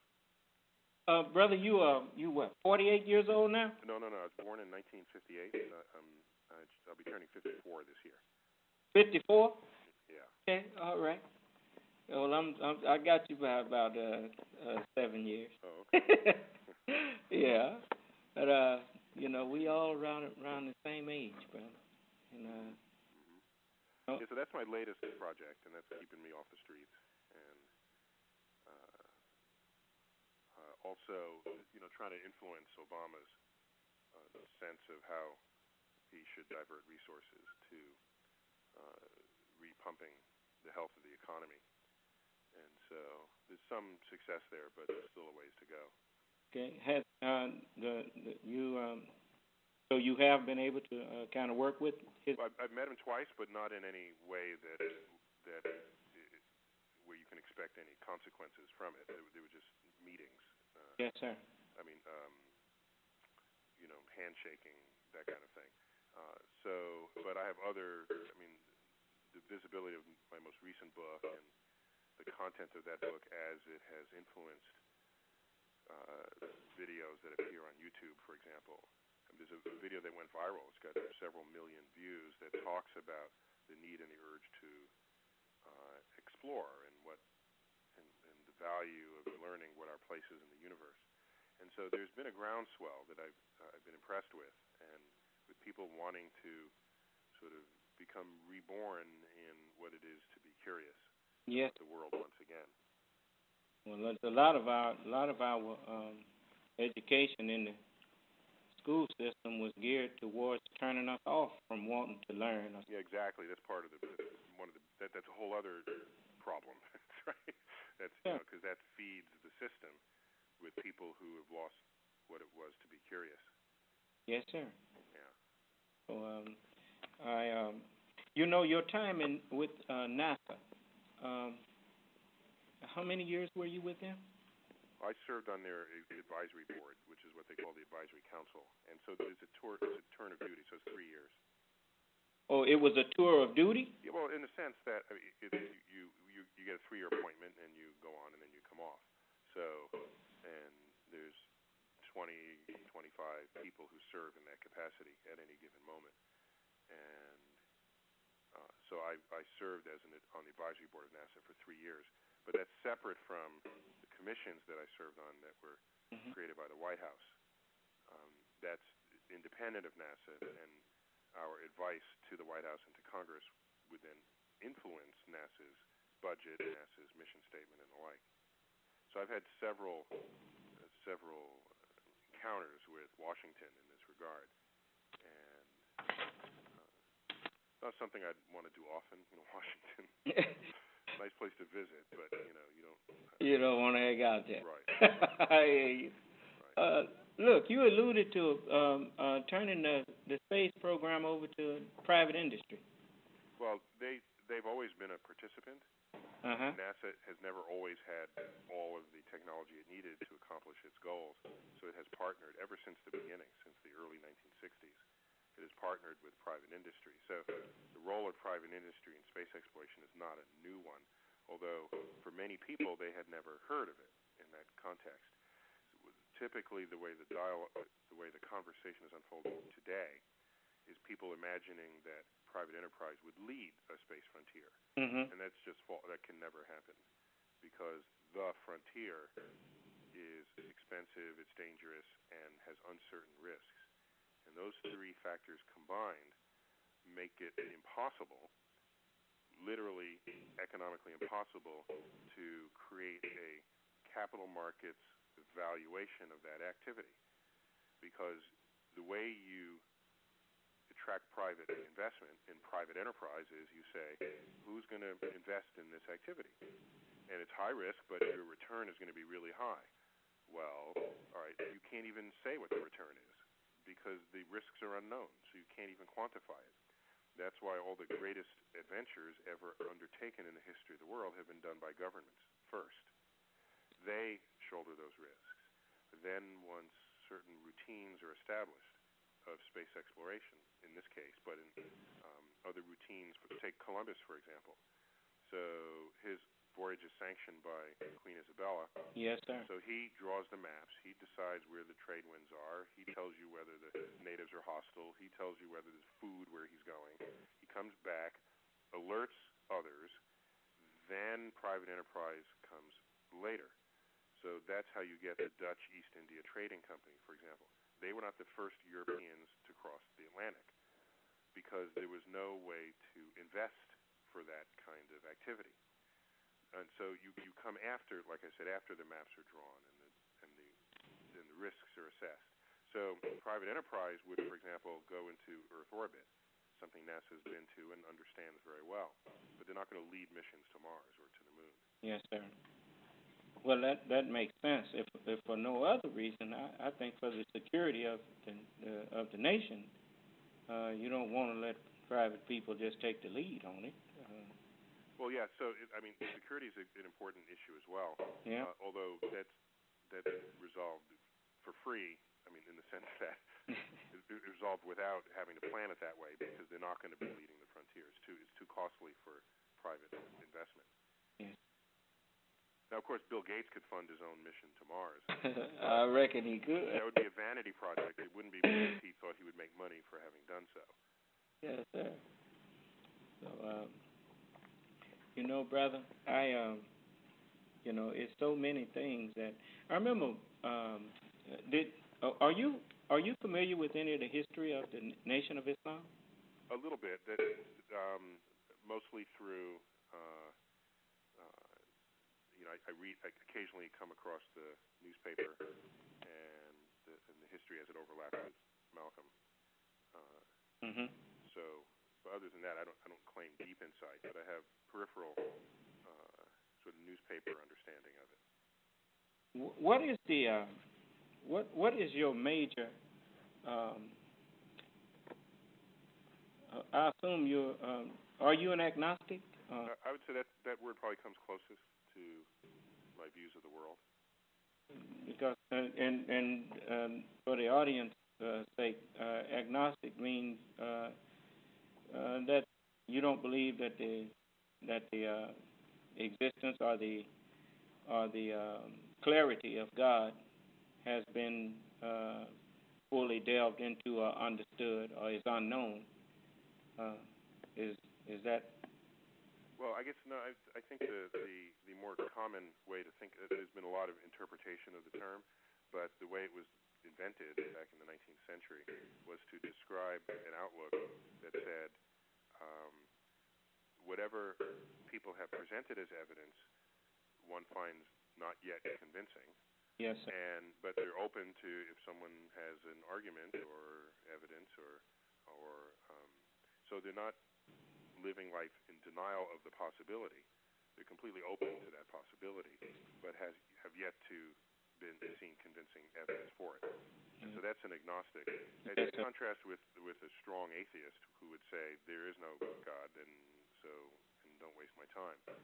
So it's a more sort of middle ground, and the idea was put forth by Huxley, who said that was the only tenable position that a scientist could occupy, because the scientist is supposed to remain open and curious about all phenomena and all possibilities. So open to investigation of them. And so, therefore, a scientist can't be an atheist; they have to be an agnostic. Yes. And so that's the origin of the word. Yes, sir. I think that's a good way of putting it.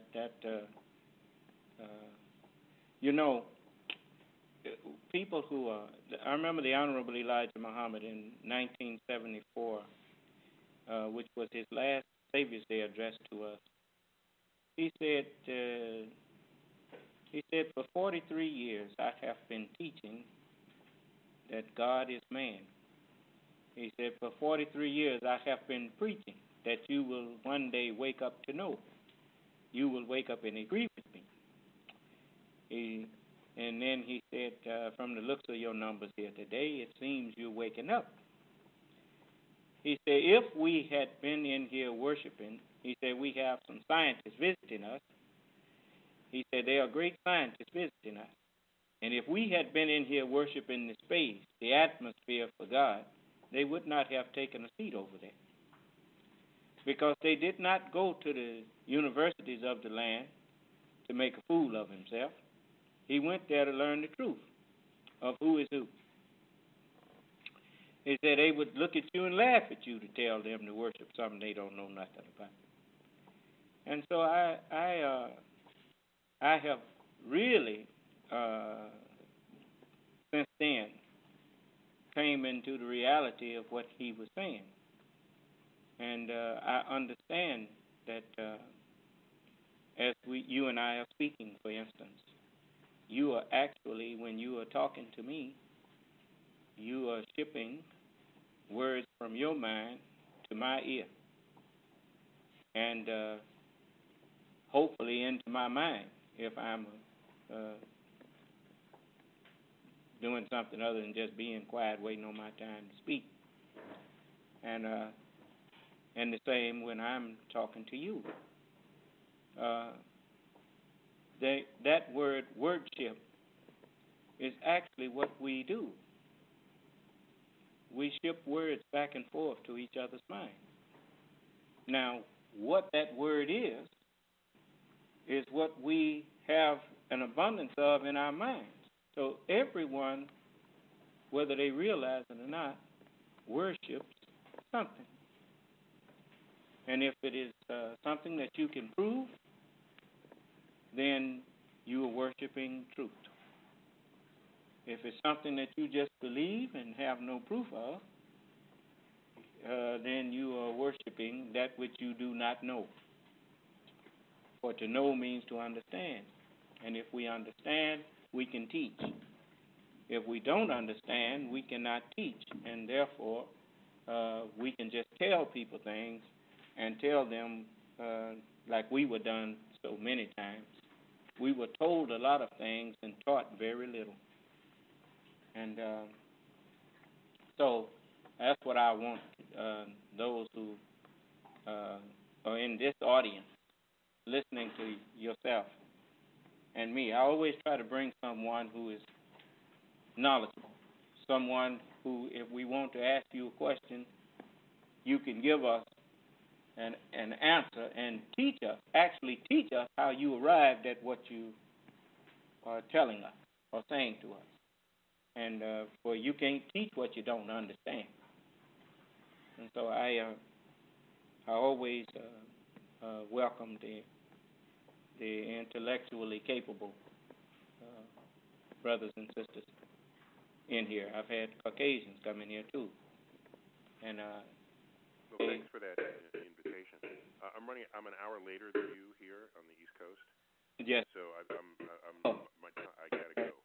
Well, look, if it's okay with you, at some time in the near future, Dr. Tyson, when you have time, I would like you to come back and talk to us. No reason why we can't make it happen. Would that be okay? Yeah, no reason why we can't make it happen. That's right. All right, and thank you, brother, for taking the time out, and may Allah bless you and your family and keep you safe. Well, thank you, and thanks for your interest. And I thank you, brother, for being patient with us. All right. You guys, all of you, take care tonight. And you too, brother. All right. Bye-bye. You all pardon me.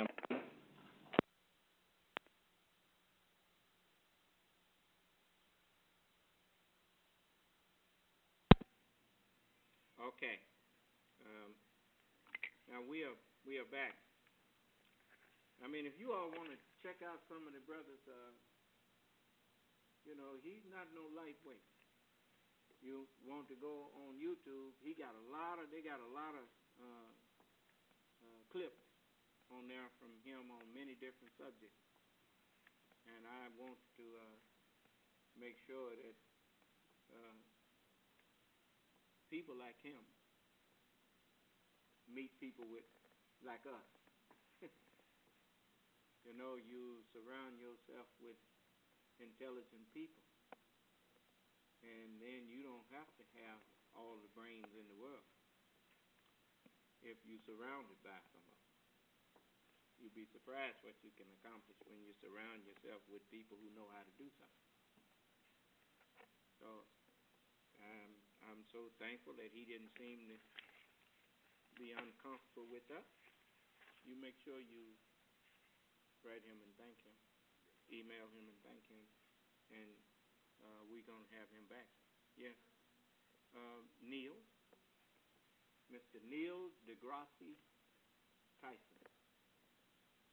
And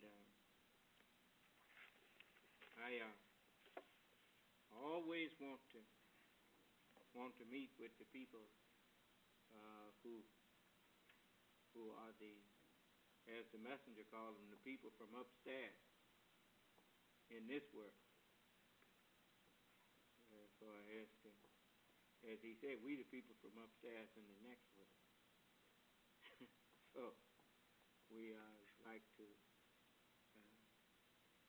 I try my best not to come off as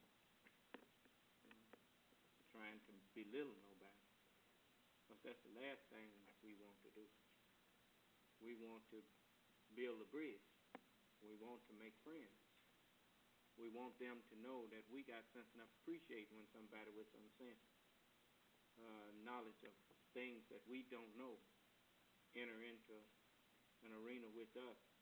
We welcome them.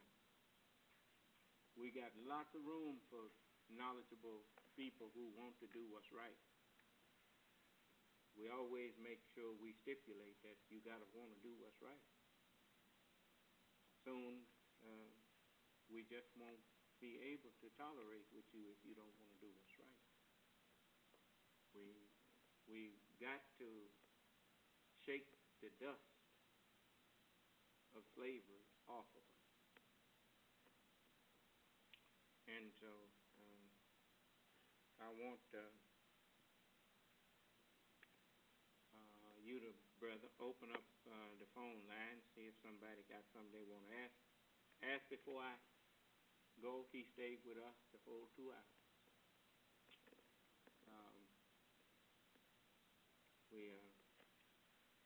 I think he understands now that we're not the people who worships falsehood, and that he don't have to stop being a scientist to get with us. No, we want to get with scientists. I remember Master Farad Muhammad, I was told, had a discussion with Albert Einstein. And they talked for a good little while. But as we talk to people, we want people to know that they are not in an arena of crackpots. We want people to know that we are intelligent and we have sense enough to exalt scholarship and intelligence. He gave us his ear as we gave him ours. So I know he's been around long enough that he knows he's not excited just talking. so it's like me. Talking don't excite me now. Yes. You said my volume is low? Oh, I see. Well, what about now? Is that better?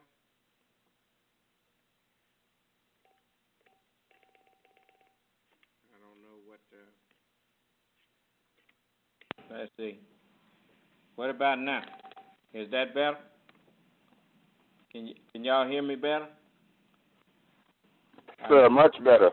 All right. I when I clicked back in, it was on the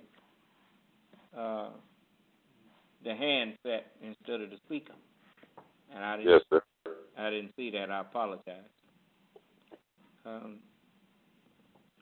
But them is the people that we want. We need our scientists.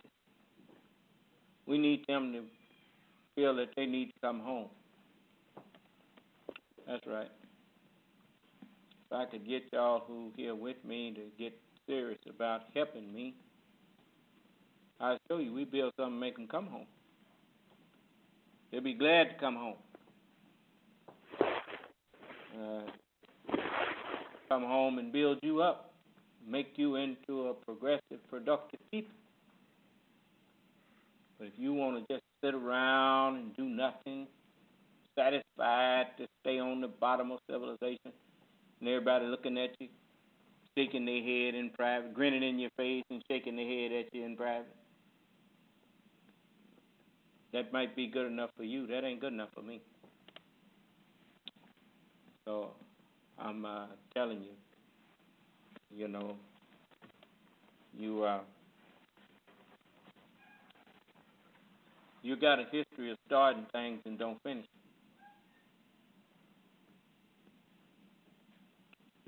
That ain't me.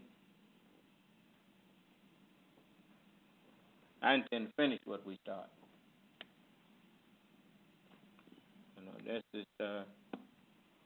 is what time it is.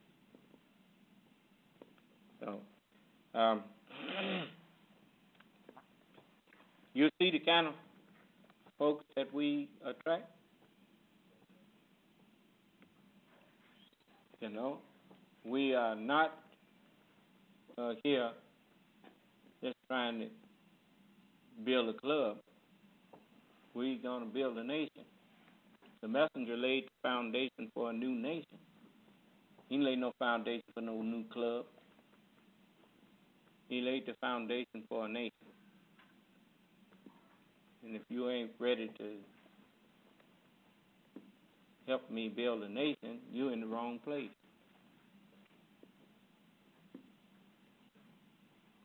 So we're going to get some more lined up. We're going back to these same people. You make sure you keep them phone numbers and stuff. And at the proper time, we will call them again. Instead of saying, come talk, we'll say, come see. We send them a ticket. That's what we'll do.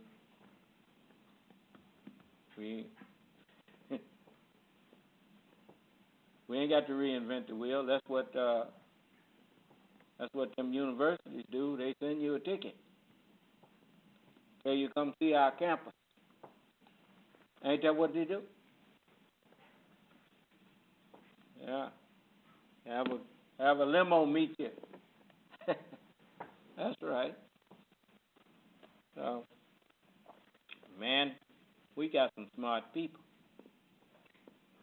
Don't you know if you was dumb, if you was as dumb as the world tried to portray you as, they wouldn't keep trying to convince you that you was dumb? There's a whole lot of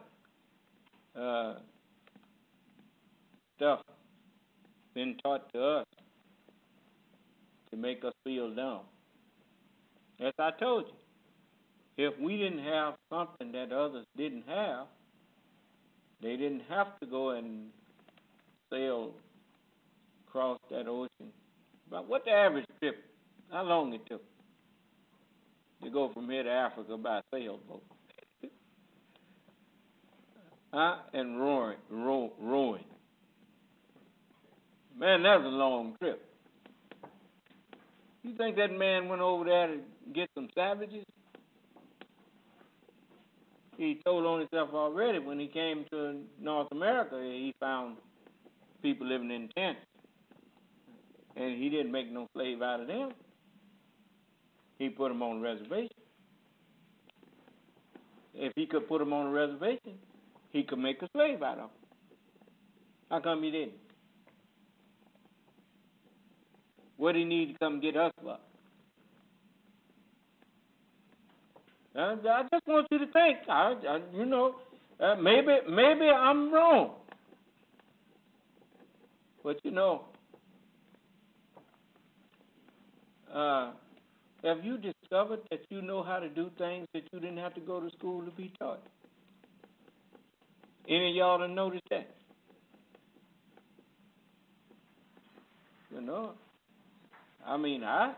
I done discovered I know how to do a lot of things that I didn't go to school for. You go over there to Africa, you'll find the pyramids for him, the Sphinx. That big old thing carved out of stone there, man. But you either carved out of stone, and you look at it, and you say, how did they do that? Now, them was tombs, man. Just think what kind of houses they must have had. Neighborhoods and stuff. Right? You look at King Tut's exhibit, they had all that gold necklaces and bracelets and all that stuff. Man, we was not no dummies. And he knew it. And so we Abraham's seed that had to come over here and learn something. So yes. You have a caller, sir. Yes, caller. And one more thing, sir. We're going to have to make an announcement. We have a new location for the Son of Man Speaks magazine. You're going to have to do what? We need to make an announcement. There's a new location for the Son of Man Speaks. Okay. The new location for the Son of Man Speaks magazine is the Metro Food Stand, located at 18551 Grand River Avenue in Detroit, in the Grand Land Shopping Center, right there at Grand River and Finkel. That's the Metro Food. Brother, you breaking up pretty bad. I'm breaking up. What about that? Is that better? I don't know if it's you talking on the speaker or what. No, sir. I'm talking directly into the microphone. I don't know what's happening there. It didn't used to do that. I don't know why it's doing that now. Yes, sir. Okay, I think the people on TV and stuff can hear you, and maybe them in the conference room can hear you. You just breaking up here. Yes, sir. Go ahead. But again, you have a new location for the Son of Man Speaks magazine, and that's the Metro Food Land in the Grand Land Shopping Center, located at 18551 Grand River Avenue in Detroit. That's at Grand River and Finkel, near the Southfield Freeway. For further information, 313-838-2754. That's 313-838-2754. Okay, you say we had a caller? Yes, sir. Caller, you on the air, go ahead. Yes, assalamu alaikum. Wa alaikum assalam. All praises due to Allah, Son of Man. Beg your pardon?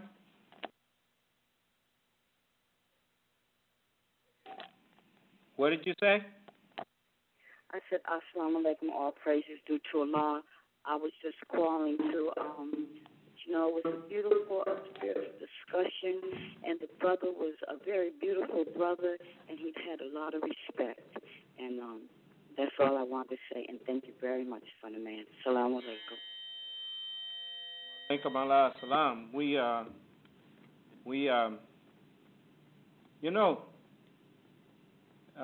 some of you may have had this experience. If you notice, you go to visit a company or whatnot, when you walk in at the lower deck there, oftentimes you meet with people that's not too polished in etiquette. They kind of short with you. But the higher up you get, as you go up meeting with people who are in control, you find they are much more civilized in their way of dealing with you. They have better attitudes. I thought you might want to learn that. The more refined your mind, you know what I mean by refined. Just like gold. Just picture the mind as gold. And, it's been in the earth and it's got all these rocks and sand and stuff mixed in with it. But when you refine it, you remove all them rocks and stuff out of there until pretty soon it ain't nothing but just pure gold. Well, you can do your mind like that. As you remove all of the false teachings, the racism and all that stuff, the thought that you are inferior to someone, or the jealousy and envy of people and all that kind of thing. When you remove all that stuff from your mind, lust, all that, when you get that out of your mind, you'll be surprised how much better person you become. You're able to then walk with kings. That's right. And you'll discover that the reason you're able to walk with kings is because you have become like them. So all praise is due to Allah. Spend your time practicing what you want to become.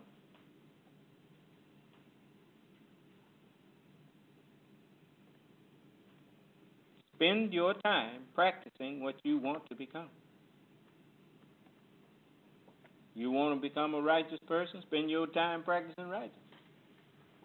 Practicing righteousness. And before you know it, you'll be what you've been practicing. You want to become a wise person. That's the same as saying you want to become a righteous person.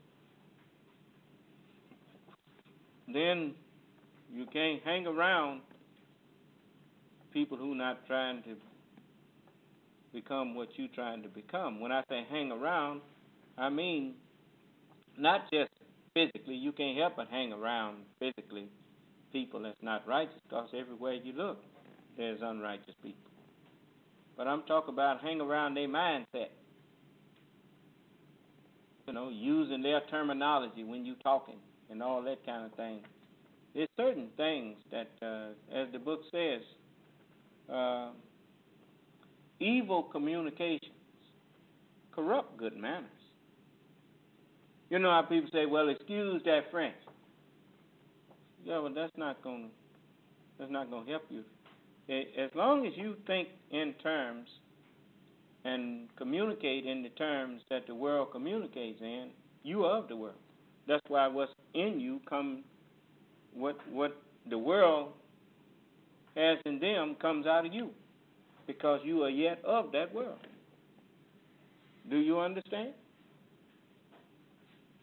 So you can't walk with your hand in God's hand and the devil's hand too. You got to make up your mind where you stand. I would not have you unequally yoked with unbelievers. A mind is like anything else.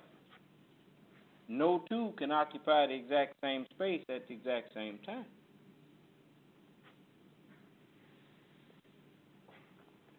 Are you understanding me? You have to choose what you want to be. It's like I was telling him. You tell the average person, let me show you that I'm not making nothing up. It's just that people are not ready for the reality of God. But whether you ready or not, that's what time it is. In the book of Luke, what is that, chapter 10, and the 22nd verse.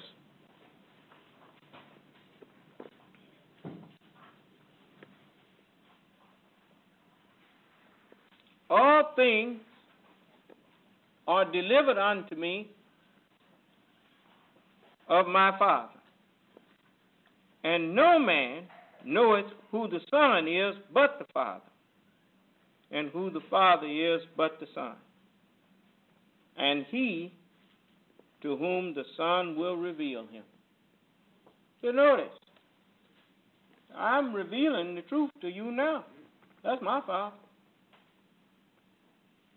And when I reveal the Father to you, most of you start thinking, well, it ain't no daddy. Ain't no. Where you think your mind come from? The same way that physical flesh has a physical father. Minds have fathers. I'm revealing my Father to you now.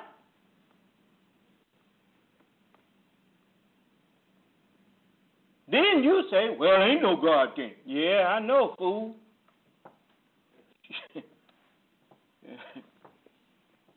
Yeah.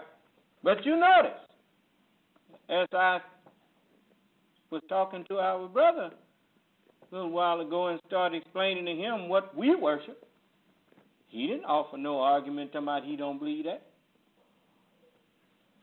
He learned something tonight himself. We worship, as Jesus said, we know what we worship. And you worship that which ye know not what. Huh? So I'm not worshiping something I don't know nothing about. I know what I worship. I worship the truth. And if you think I don't worship the truth, just question me about what I say and see if I don't have the answer to why I said it. I don't have to stand up and tell people, I don't know. When somebody asks you why you did that, that's what children answer you. Why you do that? I don't know. And then when they get grown and you ask them, what you trying to get me to worship at? Well, I don't question God. And then you say, yeah, I know. That's why you don't know nothing. You sitting up talking about you don't question God. Who you going to question if you don't question God about what God said? To him whom Allah give no light, he have no light.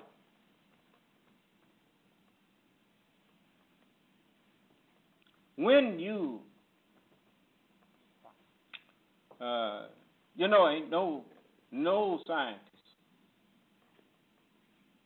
ain't going to come sit down in the curb and agree to you that he going to worship something he don't know nothing about, that he don't understand. He ain't going to do that. He won't wear the title scientist too long. He start talking stuff that he don't know what he talking about. Huh? So,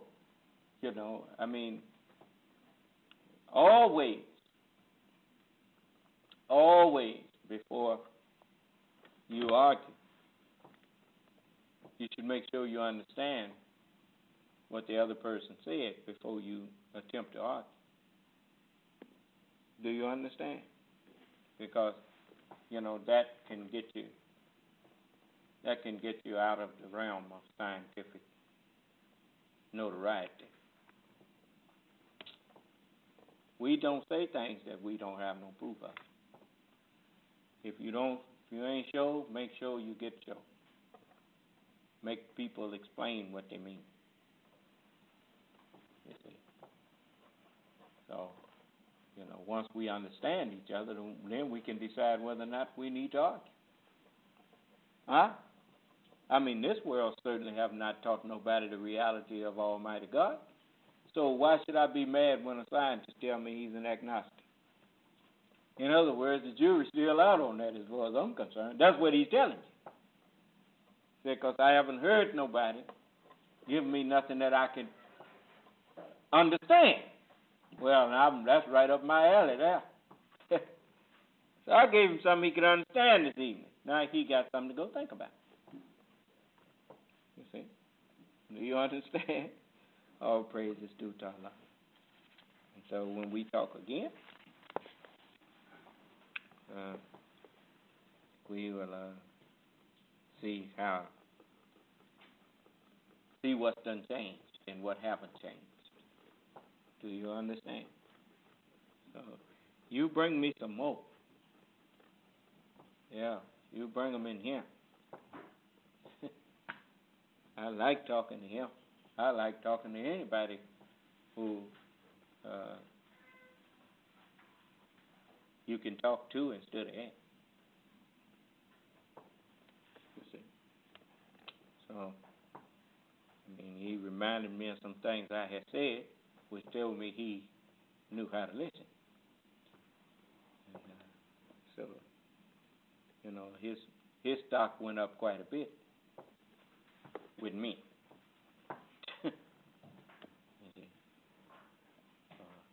I'm a kind of fellow who, you know, always looking for them who might be on the same page as me. So, if we was talking foolishness, he'd have dismissed himself.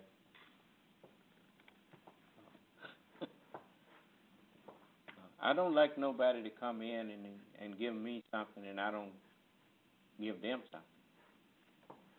He shared quite a bit with us. So I thought we need to share something with him. So, yeah. Yes, brother and sister, we revealing the Father to you now. You see? That's, no man know the Father but the Son. And he to whom the Son makes him known. That's what the book tells you. See? Oh, and you got a surprise coming for you later. Yeah, there's some other things in there to tell you something. There's, I don't know if I might want to show you this evening, but I think I'm going to wait. Because there's plenty in there that tell you some things that, you know, remember the book says, I once knew a man, whether still alive or dead, I can't tell. In the body or not, I don't know. He said, but he was caught up to the seventh heaven and heard words that's not even lawful for a mortal to speak. Ain't that something? Yes, brother. But what did Allah say? What I say to you in your ear, you speak that from the housetop. Well, if God talking in his ear, he's up to the seventh heaven now, brother. Huh? Oh, yeah. Allah whispered to me. And then told me, now you go, just say that. Say it. Tell him I am. That's what you do.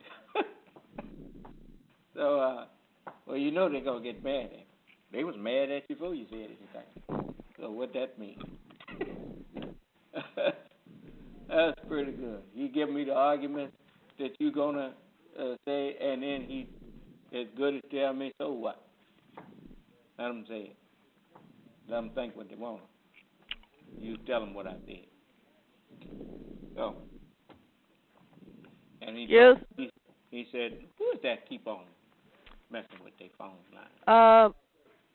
I had put it on mute. I was wanting to ask you something. Huh? Mute your phone. I wanted to ask you something. Well, ask me something. Don't just keep playing with the phone. Ask your question. What is, how did civil rights come about? What?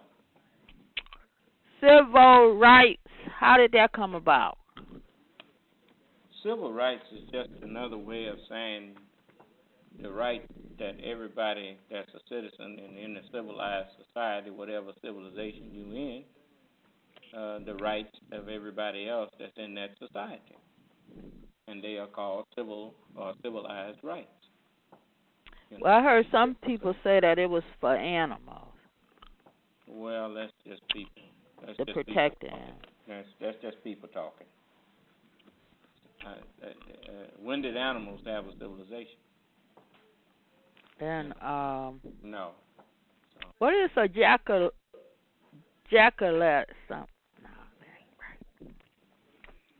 What is a jack-o'-lantern? I mean, a jackal. What's a jackal? You have to ask other people about their celebration of Halloween, sister. I don't get on to all that. Don't. I'm not here to talk about Halloween. Okay. Okay. Is it? Could I? Is it? Some people saying that it's a such thing as more religion. Is that true? As what? More religion. You have to go and ask them people who. I don't teach Moorish science. I teach Islam. I don't know no religion other than Islam. I don't validate no religion other than Islam. Allah ain't sent no religion other than Islam. So, anybody that think they got some religion other than Islam, the book says it's not going to be accepted from you. Yeah. So, okay, now that's... Okay. If people thought that they had a religion that was worth something other than what I'm teaching, I offered them $20,000 in my life if they can come in here, and if I can't prove that their religion ain't worth its name, then I will give them that $20,000. I'm the only one who got true religion. You'll notice the scientists, they don't accept nobody else's religion. You didn't hear him tell me that my religion is vain. My religion ain't vain because I know what I worship. As I told him when he agreed with me, with God all things are possible. I said that's because with truth all things are possible. The only thing that's not possible for you to do is the truth is you don't know the truth of how to do it. Once you know the truth of how to do it, you can do that. He said, well, that's right. You heard him bear me witness? Well, okay then. With God, all things are possible. But when people find out that my God is the truth, they say, oh, well, there ain't no God then. That's a fool. You see, so, I ain't got no time for a fool. They wouldn't recognize God if he's walked up and bust them in the mouth. So what can I say? It's right there, plain as the nose on their face. The word was with who? All right then. So I mean, what can you say? So they don't believe there's a God, and that's because their heart ain't right no way.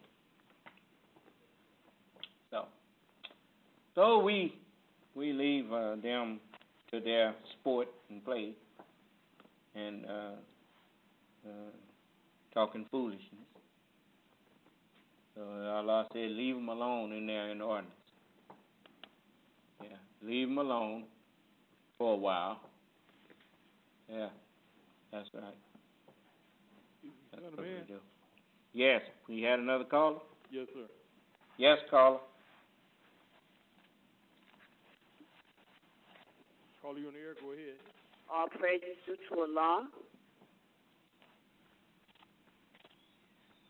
Yes, ma'am, that's who it's due to. And I just want to say everything was nice. It was a lot of respect between you and the brother back and forth. And I just want to make a suggestion that listening is an art. Assalamu alaikum. Wa alaikum salam. So we are going to let you go now. I was just giving you a chance to, if you had something you want to ask me or whatever. You know, once you learn to listen, then you will be listening and learning all the time. Huh? Yeah. Just learn to listen. Yeah. Okay. Then I'm going to let you go. May Allah bless us all and keep us safe and in our right mind, and grant that we make it through the next 24 hours without offending Him. With His help, we will, and not doing harm to our own souls. Allah, salam alaikum. Allah salam.